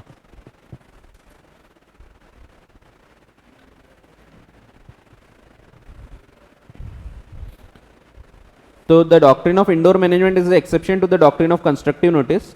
The aforesaid doctrine of constructive notice, ऊपर वाली जो डॉक्ट्रिन है, does in no sense mean that outsiders are deemed to have notice of internal affairs of the company। तो internal affairs का उनको जानकारी हो इसकी कोई आवश्यकता नहीं। For example, if an act is authorized by the articles or memorandum, an outsider is entitled to assume, वो मान लेगा, that all the detailed formalities, जो भी formalities बताई गई है for doing that act, have been observed. This can be explained with the help of a landmark case, the Royal British Bank versus Turquoise. This is the doctrine of indoor management popularly known as Turquoise rule. इसमें हुआ था, Turquoise was the social manager of the insolvent Cameron, Colebrook, Steam Coal and Swansea and तो Cameron ये जो company है इसका ये liquidator था, वो लिक्विडेशन में गई थी कंपनी और टर्क्वेंट वहां पे लिक्विडेटर अपॉइंटेड था. फिर the company had given bond for £2000 to the Royal British Bank. Royal British Bank को दिया गया था, which secured the company's drawing on its current account. Secured था ये. The bond was under the company's seal, signed by 2 directors, secretary. When the company was sued, जब case file किया गया तो इन्होंने आरोप लगाया, it alleged that under its registered deed of settlement, यानी articles of association, directors only had power to borrow up to an amount authorized by the company's resolution. Resolution भी पास करना जरूरी था, ये बोला गया. A resolution had been passed but not specifying how much the directors could borrow. अब यहाँ resolution पास किया भी लेकिन कितना ये नहीं बोला गया. तो held that the bond was valid. Court ने बोला the bond is valid, so the Royal British Bank could enforce the terms, यानी वो पैसा मांग सकता है. He said the bank was deemed to be aware that the directors could borrow only up to the amount resolution allowed. Articles of association were registered with the companies House यानी register of companies, ROC. ये English case है इसीलिए ये सब words आपको दिख रहे हैं, जैसे रजिस्टर्ड डीड ऑफ सेटलमेंट, तो ये articles of association, Companies House यानी ROC, रजिस्ट्रार ऑफ कंपनीज.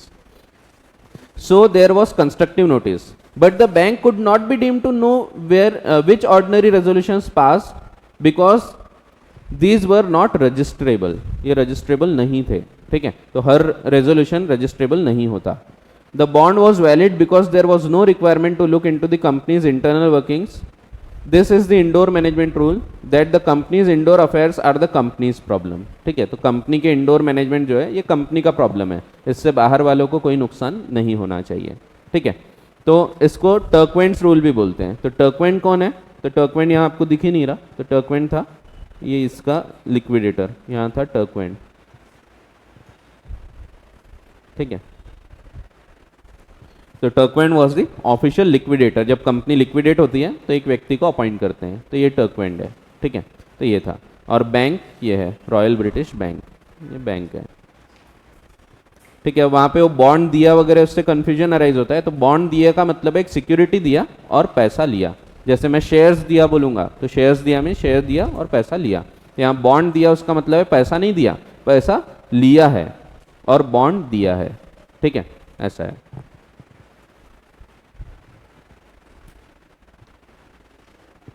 तो ये है डॉक्ट्रिन ऑफ इंडोर मैनेजमेंट. और इसका अब एक्सेप्शन, बहुत ही आसान से एक्सेप्शन है.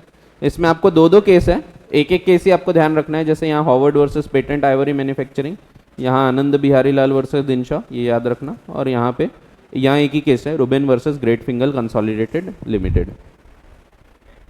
देखेंगे, देखते हैं. यहाँ तक कोई डाउट है तो पूछ लो, फिर एक्सेप्शंस पे आते हैं अपन.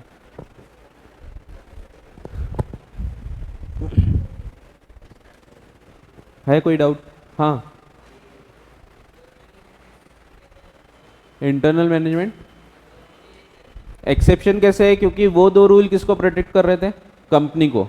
ये प्रोटेक्ट करता है टू द आउटसाइडर, यानी ये एक्सेप्शन है. जनरल रूल क्या है कि बाहर वाले को प्रोटेक्ट नहीं किया जाएगा, उसको पता होना सब चीज़ है. लेकिन यहाँ पे हम क्या बोल रहे हैं कि उसको प्रोटेक्ट किया जाएगा क्योंकि उसने सब चीज़ पढ़ा, लेकिन कुछ इंटरनल खामियां थी. तो इंटरनल खामियों के लिए उसको जिम्मेदार नहीं ठहराया जाएगा, उसके लिए कंपनी जिम्मेदार है. ठीक है, it is the companies problems, तो इट इज द एक्सेप्शन. इसीलिए मैंने बोला वो ध्यान रखो कि ये किसको प्रोटेक्ट करता है, तो आपको ध्यान रहेगा. ठीक है, जैसे डॉक्ट्रिन ऑफ कंस्ट्रक्टिव नोटिस, ये protects the company against outsiders. ये एक्सेप्शन है, ये प्रोटेक्ट्स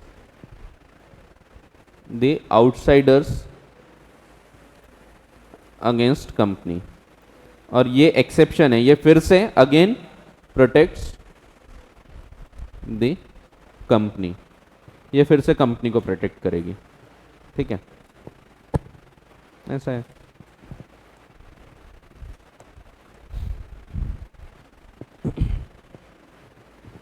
तो एक्सेप्शंस का क्या मतलब है? एक्सेप्शंस का मतलब है ऊपर जो बताया रूल वो यहां नहीं लगेगा, ठीक है।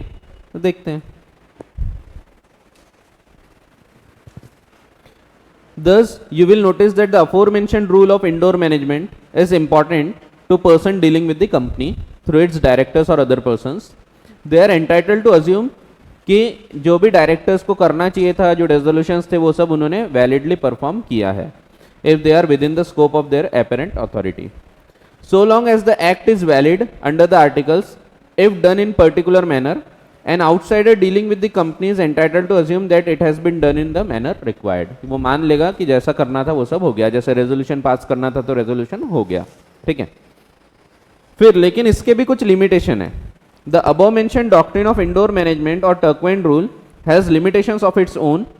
That is to say, it is inapplicable in the following cases, namely, कब कब ये नहीं लगता?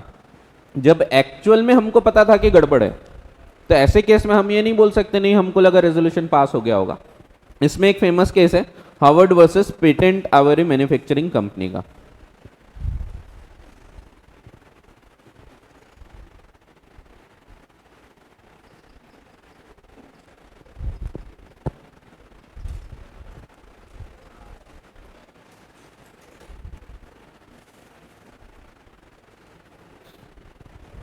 Exceptions to the rule of indoor management, ये फिर से प्रोटेक्ट्स द कंपनी, कंपनी को प्रोटेक्ट करेगा। इसमें पहला है knowledge about irregularity, actual knowledge और constructive knowledge, implied knowledge about the irregularity. इसमें केस है इंपॉर्टेंट, ये तीनों केस के साथ याद रखना है आपको, इन पे क्वेश्चंस आ सकते हैं, ठीक है। जितना भी हम पढ़ रहे हैं तीनों इंपॉर्टेंट है, तीनों डॉक्ट्रिन्स और तीनों का एक्सेप्शन, यानी ये इसका एक्सेप्शन, ये तीन एक्सेप्शन है, तीनों विद केस लॉज आपको याद होना चाहिए, ठीक है। तो शायद इस बार के आरटीपी में भी दिया है, आरटीपी में आखिरी क्वेश्चन दिया है कि state the exceptions to the doctrine of indoor management, सीधा क्वेश्चन आया, ठीक है। तो डायरेक्ट क्वेश्चन भी आ सकता है या केस स्टडी के बेस पे भी आ सकता है, केस दे देगा और वैसा का वैसा क्वेश्चन आएगा, दोनों प्रकार से हो सकता है। अब इसमें भी अमाउंट में यहाँ से उठाता हूँ, गड़बड़ नहीं होना चाहिए। अब अमाउंट याद रहते नहीं मेरे को, क्या उम्र हो गई ना, 3,500 और 1000, उम्र बढ़ती है तो दिक्कत होती है। हाँ, तो इसमें केस है Howard versus patent Ivory manufacturing company limited. इसमें क्या हुआ था, डायरेक्टर था मिस्टर हॉवर्ड, उसने कंपनी को, कंपनी थी अपनी patent Ivory manufacturing company limited, इसने कंपनी को पैसा दिया, लोन दिया और कंपनी से बॉन्ड ले लिया। वैसे ही हो रहा है जैसे ऊपर हुआ था, बॉन्ड ले लिया उसने। कंपनी के आर्टिकल्स में लिखा था बॉन्ड जो है ये साइंड होना चाहिए बाय रिक्वायर्ड जो डायरेक्टर्स है वो। फिर लिखा था सेकेंड पॉइंट कि अगर आप 1000 पाउंड से ज़्यादा का अगर बॉन्ड लेते हैं तो ऐसे केस में आपको लगेगा पास रेजोल्यूशन पास करना पड़ेगा, उसके बाद ही ले सकते हैं। यानी डायरेक्टर्स खुद होके सिर्फ 1000 पाउंड तक बॉन्ड ले सकते थे, बोरो कर सकते थे। उसके ऊपर का अगर बोरो करना है 1000 पाउंड के ऊपर, तो आपको रेजोल्यूशन पास कराना है, मेंबर्स को बुलाना है और उनको बोलना है कि 3000 पाउंड हम ले रहे हैं या 3500 पाउंड ले रहे हैं, तो ये बताना था। अब क्या किया इसने, जो लोन दिया ना, ये लोन दे दिया इसने 3500 पाउंड का, और ये जो रेजोल्यूशन था ये पास नहीं कराया गया। अब बताओ क्या ये व्यक्ति डायरेक्टर, खुद डायरेक्टर होने के बाद क्या ये बोल सकता है क्या, अरे नहीं हमने सोचा कि रेजोल्यूशन पास हो गया होगा? नहीं बोल सकता। तो आपको ये प्रोटेक्ट क्यों कर रहा था ऊपर, यहां पे प्रोटेक्ट क्यों कर रहा था? क्योंकि यहां पे कंपनी ने रेजोल्यूशन पास नहीं किए और इसके पास कोई ऐसी अथॉरिटी नहीं है कि ये जाने कि ये रेजोल्यूशन पास नहीं हुआ है, तो इसलिए उसको प्रोटेक्ट कर रहे थे। अब यहां पे जब आपको खुद को पता है कि भाई इरेगुलरिटी है, कि कि हमने रेजोल्यूशन पास करना है 1000 रुपए के ऊपर, लेकिन आप 3500 दे रहे हो विदाउट पासिंग रेजोल्यूशन, तो क्या इसको प्रोटेक्ट किया जाएगा? आंसर है नहीं किया जाएगा, क्योंकि इसको तो पता था, ही हैज द नॉलेज कि रेजोल्यूशन पास नहीं हुआ है। ठीक है, यहां पे क्या है, इसको कोई अधिकार नहीं है ये जानने का रेजोल्यूशन पास हुआ या नहीं हुआ। ठीक है, यहां भी अगर इसको पता होता ना कि रेजोल्यूशन पास नहीं हुआ है तो फिर इसको प्रोटेक्ट नहीं किया होता। ठीक है, बट यहां इसको पता नहीं था, तो इसने सोचा कि यार तुमने रेजोल्यूशन पास कर लिया होगा, तो यहां पे ये नहीं बोल सकता कि नहीं मैंने सोचा रेजोल्यूशन पास कर लिया होगा, वो तो खुद ही डायरेक्टर है। तो अगर वो खुद डायरेक्टर है तो वो ये नहीं बोल सकता कि नहीं शायद मीटिंग हो गई होगी, रेजोल्यूशन हो गया होगा। डायरेक्टर्स को ये चीज़ें पता होती है, तो इसीलिए ऐसे केसेस में इसको प्रोटेक्ट नहीं किया जाएगा। तो ये जो एक्सेप्शंस है ये प्रोटेक्ट करते हैं कंपनी को। तो company is not liable to pay 3500, it is liable only up to 1000। क्यों? क्योंकि 1000 was within the power, without resolution चलता है, बट उसके ऊपर 2500 रुपए का नुकसान हो जाएगा। ठीक है, किसका? इसका। ऐसा है, डूब गया उतना पैसा। सेकेंड, साथ में तीनों बता देता हूं, एक साथ फिर पढ़ डालेंगे, कि पढ़ लेते पहले? पढ़ डालो, पढ़ डालो फिर उतना सा।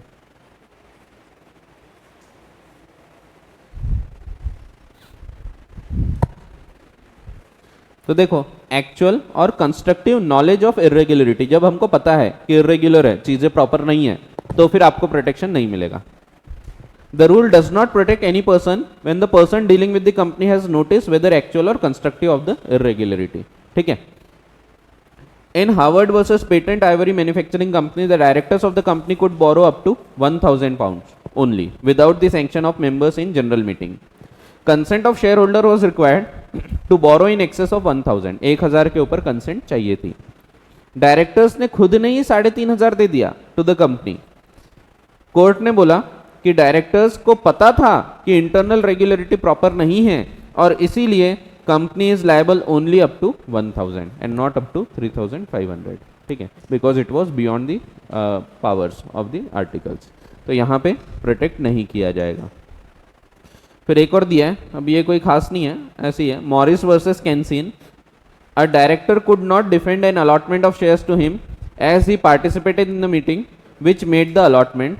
His appointment as a director also fell because none of the director appointed him was validly in office. यानी एक डायरेक्टर था जिसको अलॉटमेंट ऑफ शेयर्स किया गया टू हिम और उसने पार्टिसिपेट किया था, तो वो ये नहीं बोल सकता कि अलॉटमेंट वॉइड है, उसको पता था अलॉटमेंट हुआ है, तो वो ये क्लेम नहीं कर सकता कि अलॉटमेंट नहीं हुआ था, मैं पैसा देने को जिम्मेदार नहीं हूँ, उसको पैसा देना पड़ेगा। शेयर्स जो अलॉट हुए हैं उसके लिए ही इज लायबल टू पे।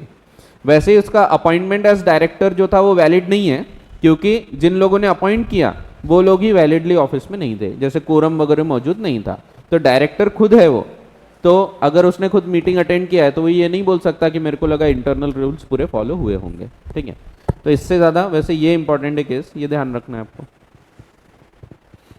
फिर सस्पिशन ऑफ इरेग्युलरिटी, ये सब केस के ऊपर आपको आधारित है, आपको ये ध्यान रखना है, केस लॉज इंपॉर्टेंट है। फिर से एक दिनशा वाला केस आ रहा है, सस्पिशन ऑफ इरेग्युलरिटी, या इसको हम बोल सकते हैं निग्लिजेंस। आनंद बिहारी लाल, लाल भी है, वर्सेस दिनशा। दिनशा का है। ठीक है, इसमें क्या हुआ था, इसमें एक व्यक्ति होता है आनंद बिहारी लाल AB, ये एक कंपनी से इसकी रेगुलर डीलिंग चलती है, दिनशा कंपनी से, डी कंपनी, इसके साथ रेगुलर इनकी डीलिंग चलती है। एक दिन ऐसे ही जाता है, ये कंपनी में बैठा रहता है, कंपनी में बैठे होते हैं मुनीम जी, अकाउंटेंट। अकाउंटेंट साहब बोलते हैं आनंद बिहारी लाल को कि यार अपने को एक प्रॉपर्टी बेचना है कंपनी की, कोई होगा तो बताओ। वो बोलते कोई होगा क्या, मैं खरीदता हूँ, बताओ कौन सी प्रॉपर्टी है। बताया जाता है, उसको दिखाया जाता है, देखो ये प्रॉपर्टी है, कागज वगैरह दिखा देता है अकाउंटेंट। ये बोलता है ठीक है मैं खरीदने को तैयार हूँ, ये पैसा दे देता है, और उसके बाद प्रॉपर्टी वगैरह मेरे नाम कर दो बोलता है, कॉन्ट्रैक्ट कर लिया इसने। ये बोलते हैं ठीक है पैसा दे दो, मैं रजिस्ट्रेशन की प्रोसेस चालू करता हूँ। कॉन्ट्रैक्ट वगैरह पूरा हो गया, प्रॉपर्टी के कागज वगैरह इसने इसको दे दिया, सब ट्रांसफर कर दिया, पैसा ले लिया। बाद में पता लगता है कि इसने जो ये कार्य किया ये कंपनी के अथॉरिटी के बिना था। कंपनी ये बेचना ही नहीं चाहती थी, कंपनी ने कभी ये प्रॉपर्टी बेचने का सोचा ही नहीं, यानी इसने बिना कंपनी को बताए इसके साथ फ्रॉड किया, गड़बड़ किया। अब सवाल ये आता है कि क्या इसको प्रोटेक्ट किया जाएगा या कंपनी को प्रोटेक्ट किया जाएगा?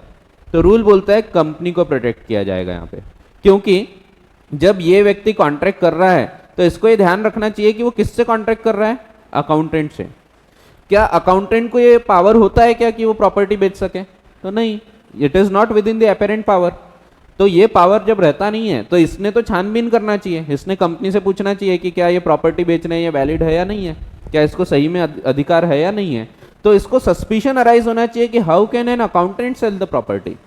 अगर इसको सस्पिशन अराइज नहीं होता है, मीन्स अगर वो निग्लिजेंटली बिहेव करता है, तो ऐसे केस में इसकी मदद नहीं की जाएगी, कंपनी विल बी प्रोटेक्टेड। और अल्टीमेटली हाँ, accountant will be liable, he can recover the amount from accountant, वो झगड़ा वगड़ा करके जो करना है, but company is not liable. तो कंपनी को प्रोटेक्ट करता है रूल। ठीक है, तो हम क्या पढ़ रहे हैं अब? हम पढ़ रहे हैं डॉक्ट्रिन ऑफ इंडोर मैनेजमेंट के एक्सेप्शन जो कंपनी को प्रोटेक्ट करते हैं। तो यहाँ पे भी कंपनी को प्रोटेक्ट किया गया एंड नॉट आनंद बिहारी लाल। ठीक है, तो ये एक और केस दिया है, देखते हैं।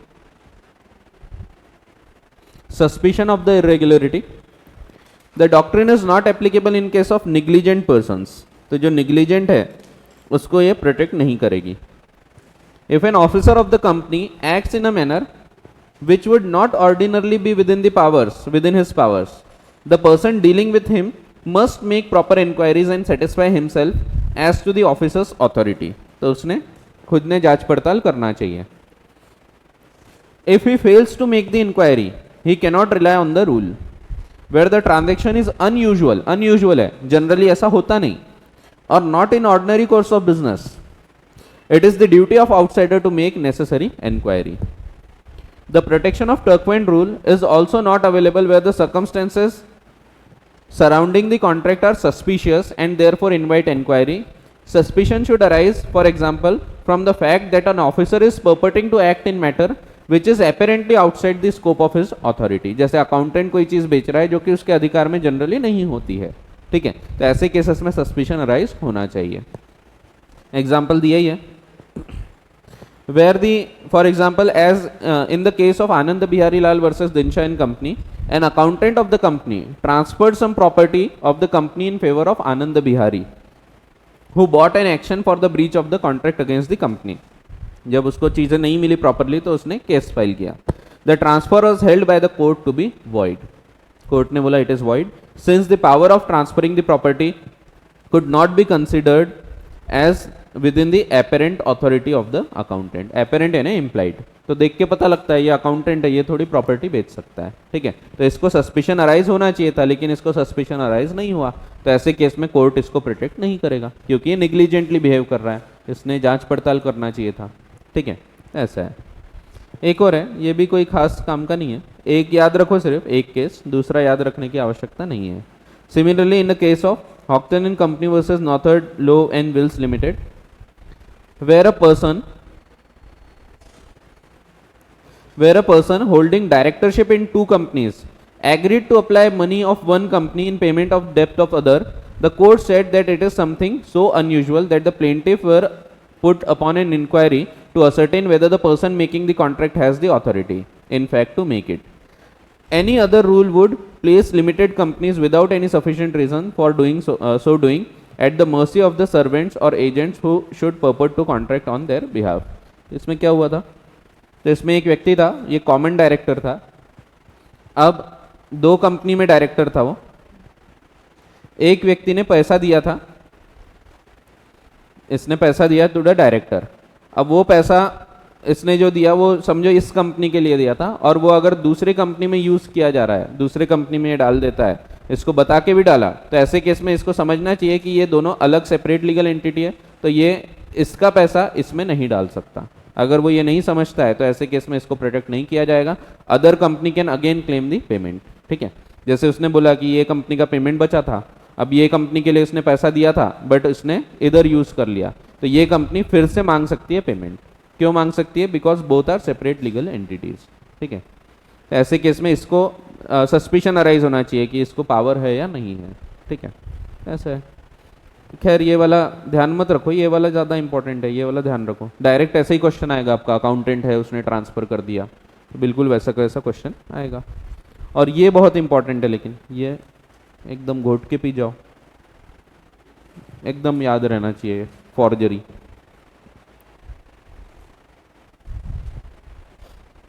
देखते हैं।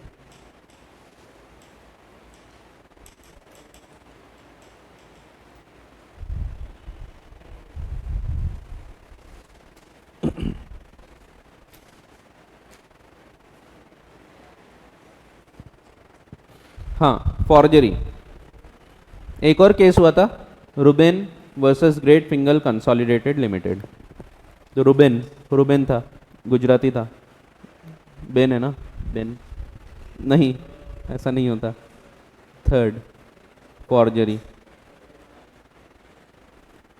इंपॉर्टेंट केस है, बहुत इंपॉर्टेंट, तीनों ही इंपॉर्टेंट है। ये 3 इंपॉर्टेंट केस याद रखना। ठीक है, वो बाकी के नहीं रखे तो चलता है, ये 3 रखो। रुबेन वर्सेस ग्रेट फिंगर, अरे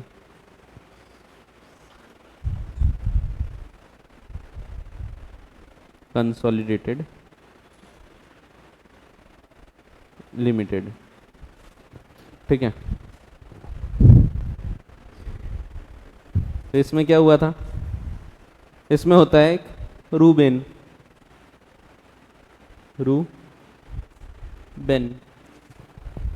रूबेन क्या करता है?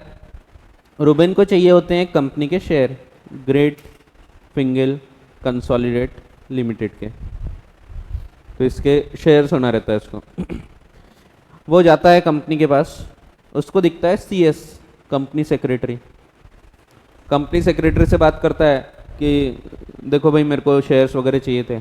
अब कंपनी सेक्रेटरी को अधिकार होते हैं शेयर्स वगैरह इशू करने के, लेकिन खुद होके नहीं कर सकता, डायरेक्टर्स वगैरह के साथ मिलके, क्योंकि शेयर सर्टिफिकेट पे सबके साइन होना चाहिए।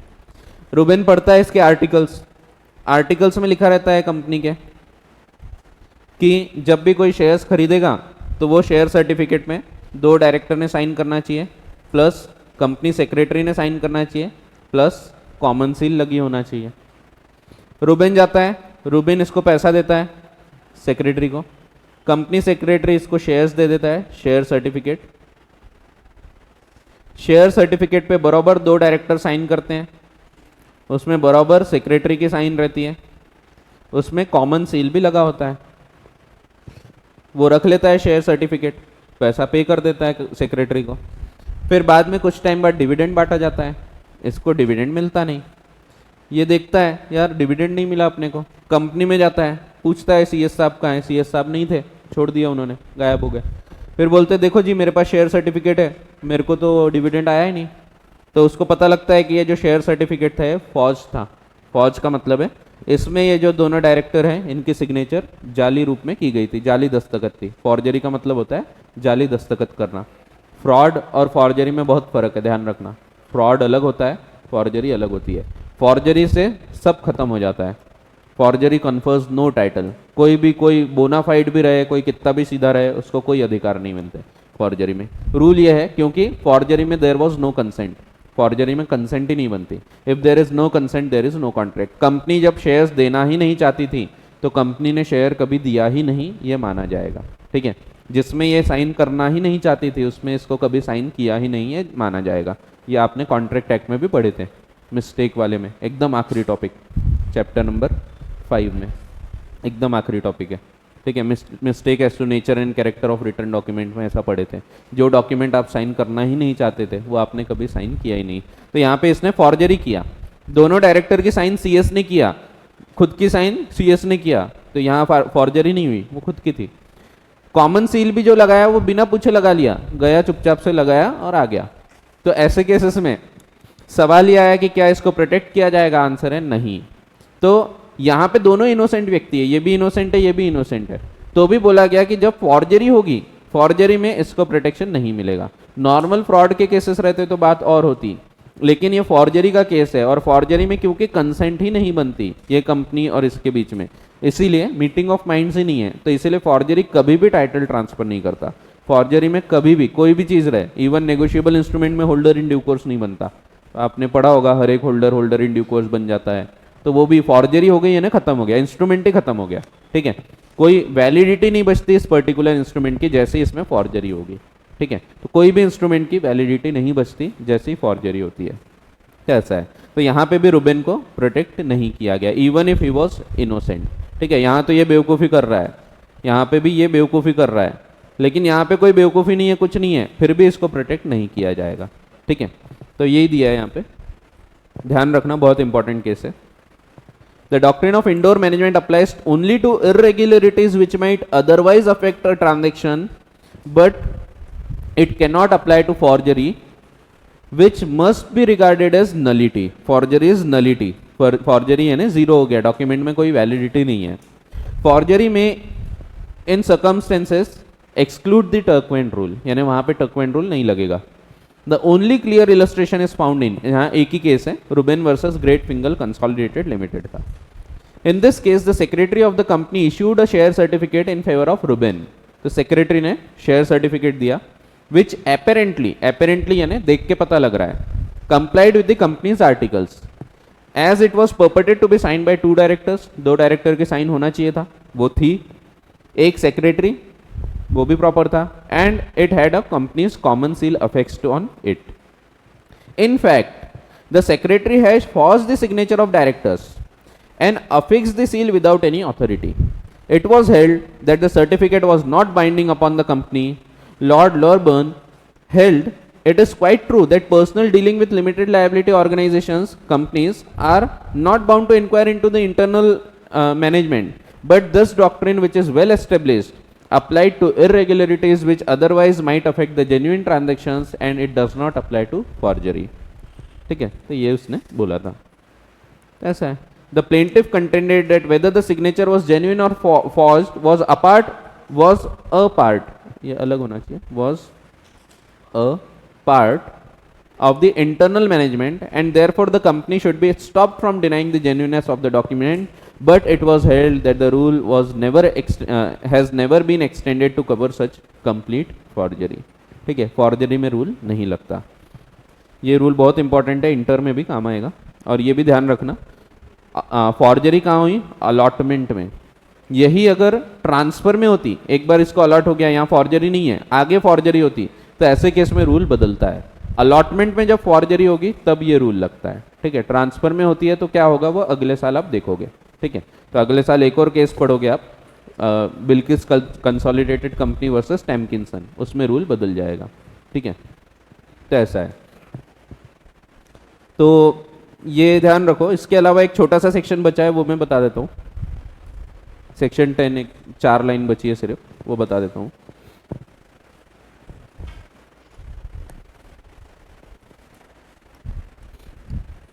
सेक्शन 10 पे आ जाओ।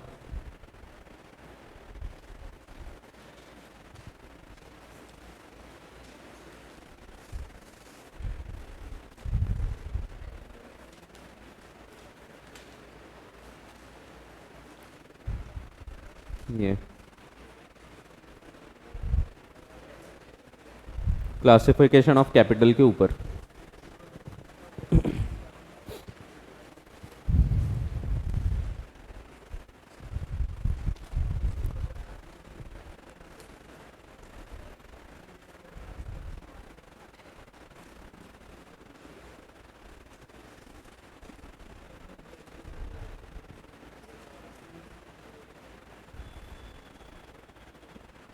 जैसे ही कंपनी रजिस्टर हो जाती है तो कंपनी ने बनाए थे 2 डॉक्यूमेंट, ये लोग हैं,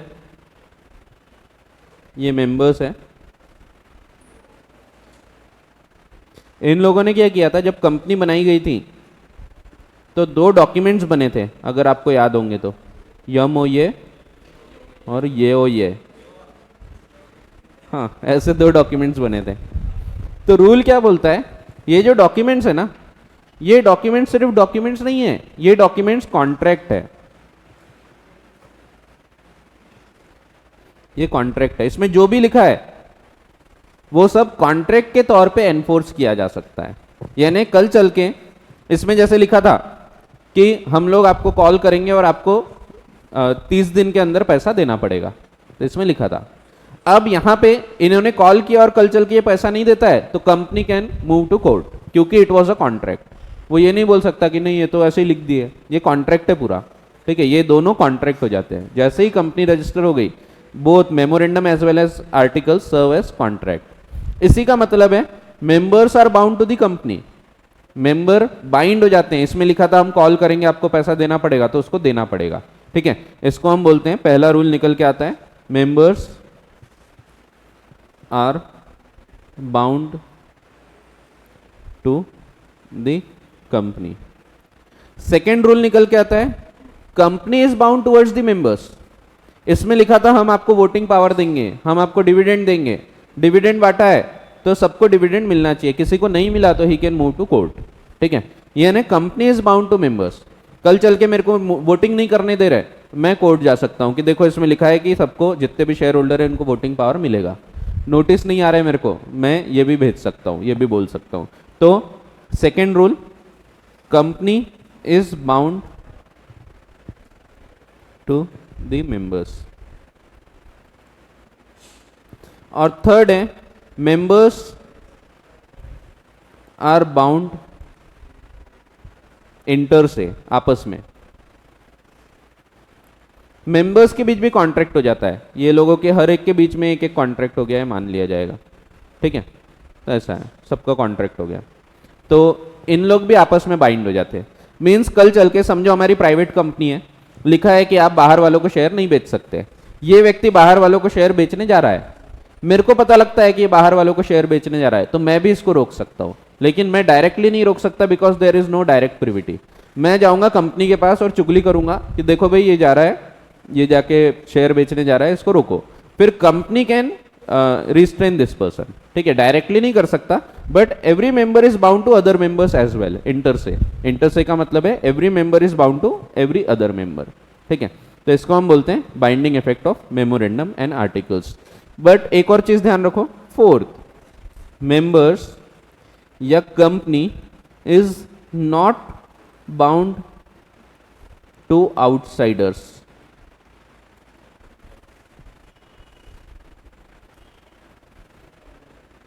अब इसका क्या मतलब है,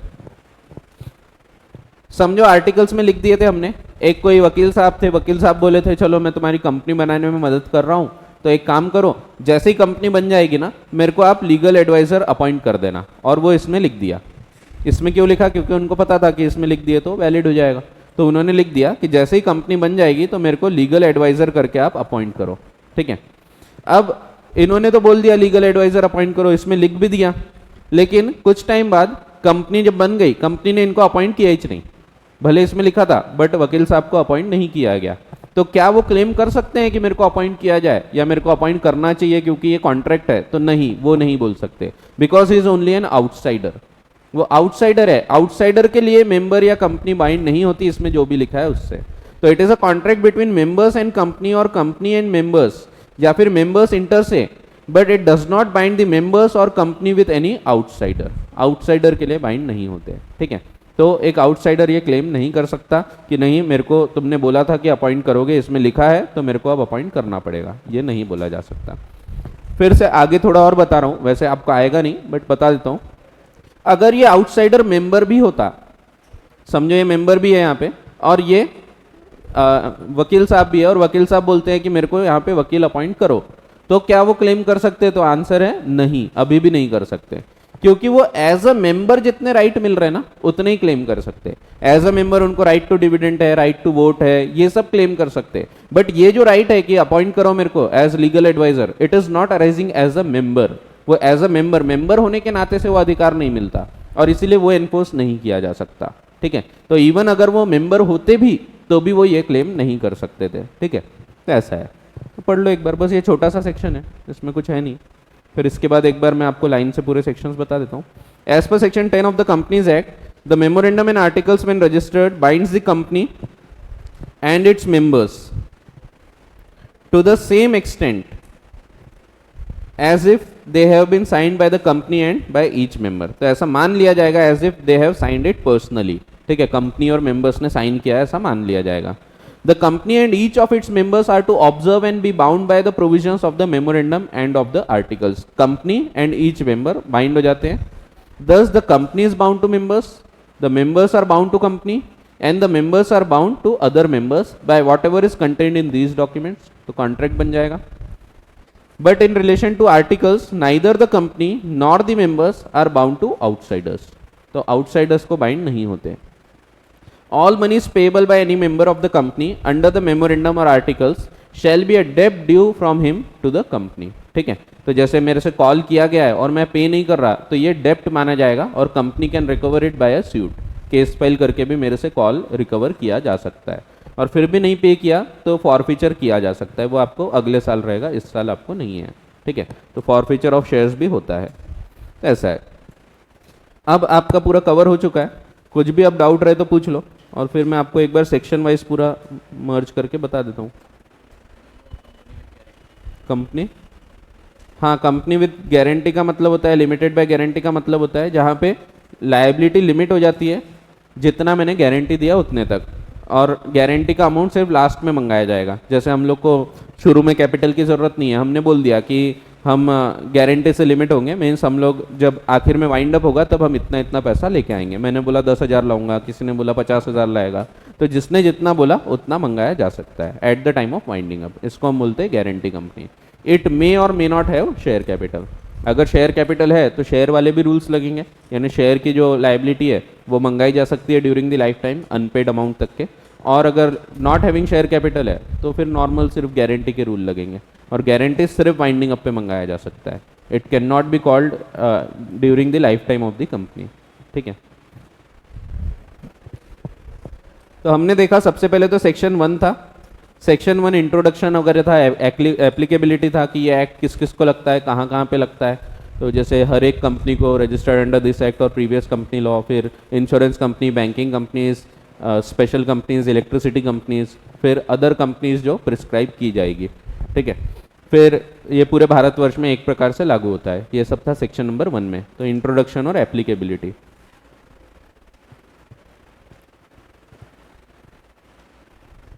सेक्शन 2 पढ़ा फिर हमने. सेक्शन 2 में हमने पढ़े डेफिनेशंस. जैसे 268 एक इंपॉर्टेंट थी, फिर 69 इंपॉर्टेंट थी, प्रमोटर. 268 private company, 269 promoter. 71 थी पब्लिक कंपनी, वो उतने काम की नहीं थी. फिर 285 थी, 85, 86, 87 लाइन से पढ़े थे. Small company, subsidiary company, subscribe capital. तो सब्सिडरी की ज़्यादा इंपॉर्टेंट है 87, वो ध्यान रखना. Small company 85.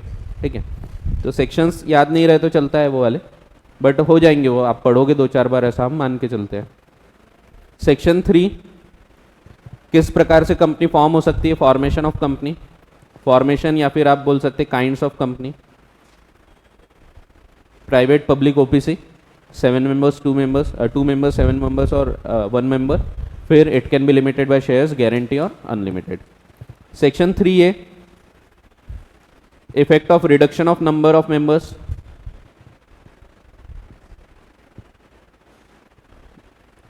Below minimum, statutory minimum से कम हो गए, 7 होना चाहिए, 7 से कम हो गए तो 6 महीने तक कोई दिक्कत नहीं, 6 महीने तक 7 तक ला लो. अगर नहीं लाओगे तो 6 महीने के बाद सब व्यक्ति की इंडिविजुअल पर्सनल लायबिलिटी हो जाएगी.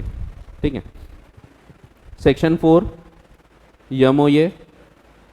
ये डायरेक्ट क्वेश्चन नहीं आता है एमओए के ऊपर, डॉक्ट्रिन्स आएंगे, जो डॉक्ट्रिन अपन ने पढ़े वो आएंगे आपको. ठीक है, बट डॉक्ट्रिन पढ़ने के लिए एमओए और एओए को जानना बहुत ज़रूरी है. अगर आपका एमओए और एओए छूट गया, जैसे कुछ लोग नहीं आए थे, एमओए की क्लास नहीं की है किसी ने, देख के बता सकता हूँ मैं, तो उन लोग का चेहरा देख के समझता है, फिर डॉक्ट्रिन में नहीं जमता उनको.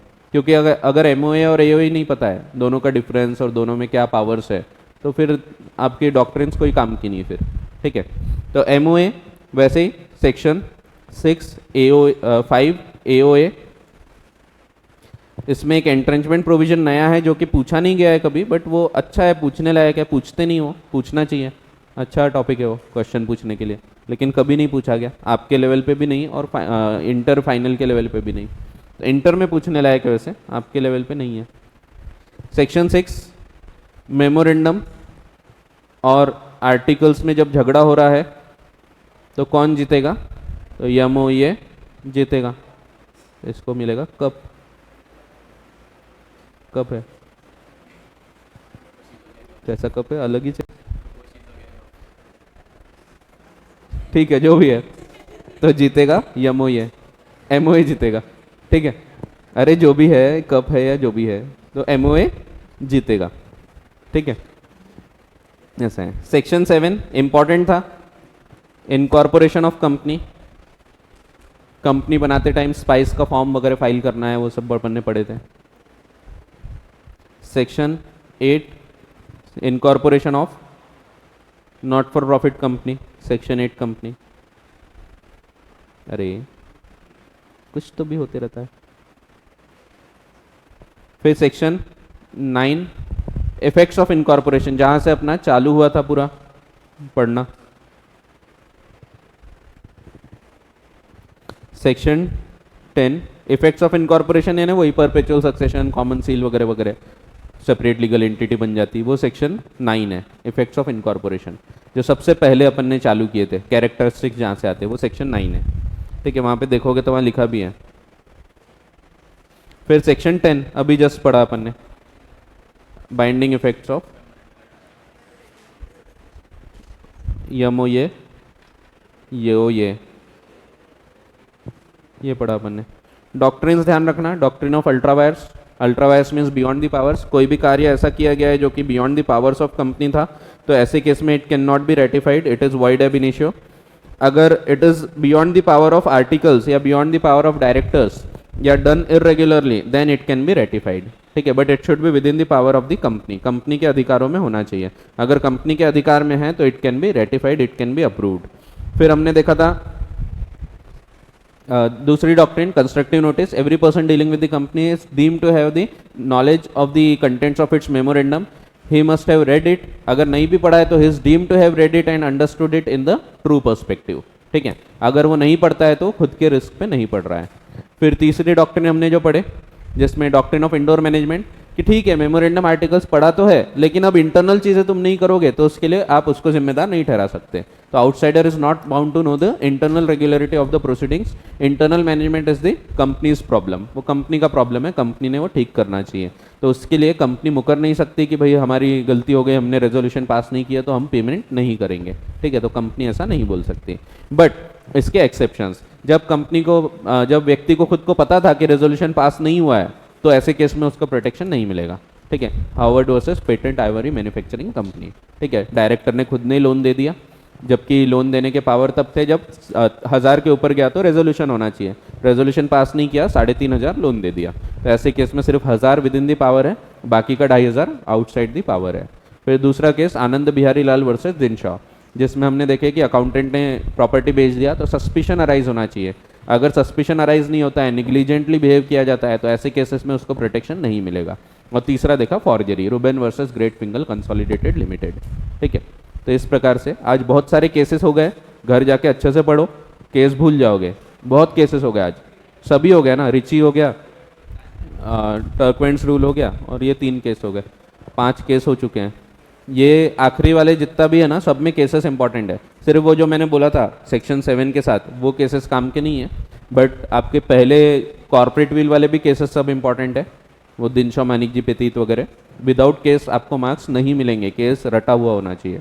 ठीक है, तो केस याद हो जाएगा आपको, वो 2-4 बार पढ़ो, एक एक ही केस याद रखो, एकदम 2-2 करने की जरूरत नहीं है। जैसे यहाँ रूबेन वर्सेस ग्रेट फिंगल है या दिनशा वाला है, तो सिर्फ आनंद बिहारी लाल वर्सेस दिनशा, वो एक याद रखो। But lifting of corporate will में हर प्रकार का हर केस याद होना चाहिए, तो हर चीज़ के ऊपर एक एक केस है और वो हर चीज़ याद होना चाहिए।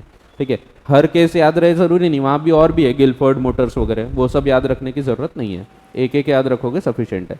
जहाँ दिनशा इन कंपनी है, वहाँ पे दिनशा वाला है, मानिक जी पतीत वाला, फिर ये है अपना गिलफर्ड मोटर वाला केस है, वहाँ पे मीनाक्षी मिल्स वाला केस है। एक ही पॉइंट में 3-4 केस है, तो आपको सिर्फ एक केस याद रखना है, चारों केस याद रखने की आवश्यकता नहीं है। ठीक है, तो एक केस याद रखो सिर्फ। चलो, बाकी यहाँ पे आपका कंपनीज एक्ट समाप्त होता है। दोपहर की अपनी कक्षा में अपन LLP से चालू कर लेंगे। क्या क्या हो गया? हाँ तो अच्छा नहीं लाए क्या? तो एक काम करते हैं फिर, आज मैं छोड़ देता हूँ जल्दी, या पूछ लेता हूँ किसी और को लेना होगा तो। अरे रुको, एक मिनट एक मिनट एक मिनट। अरे क्या निखिल सर का फोन आया था, मैं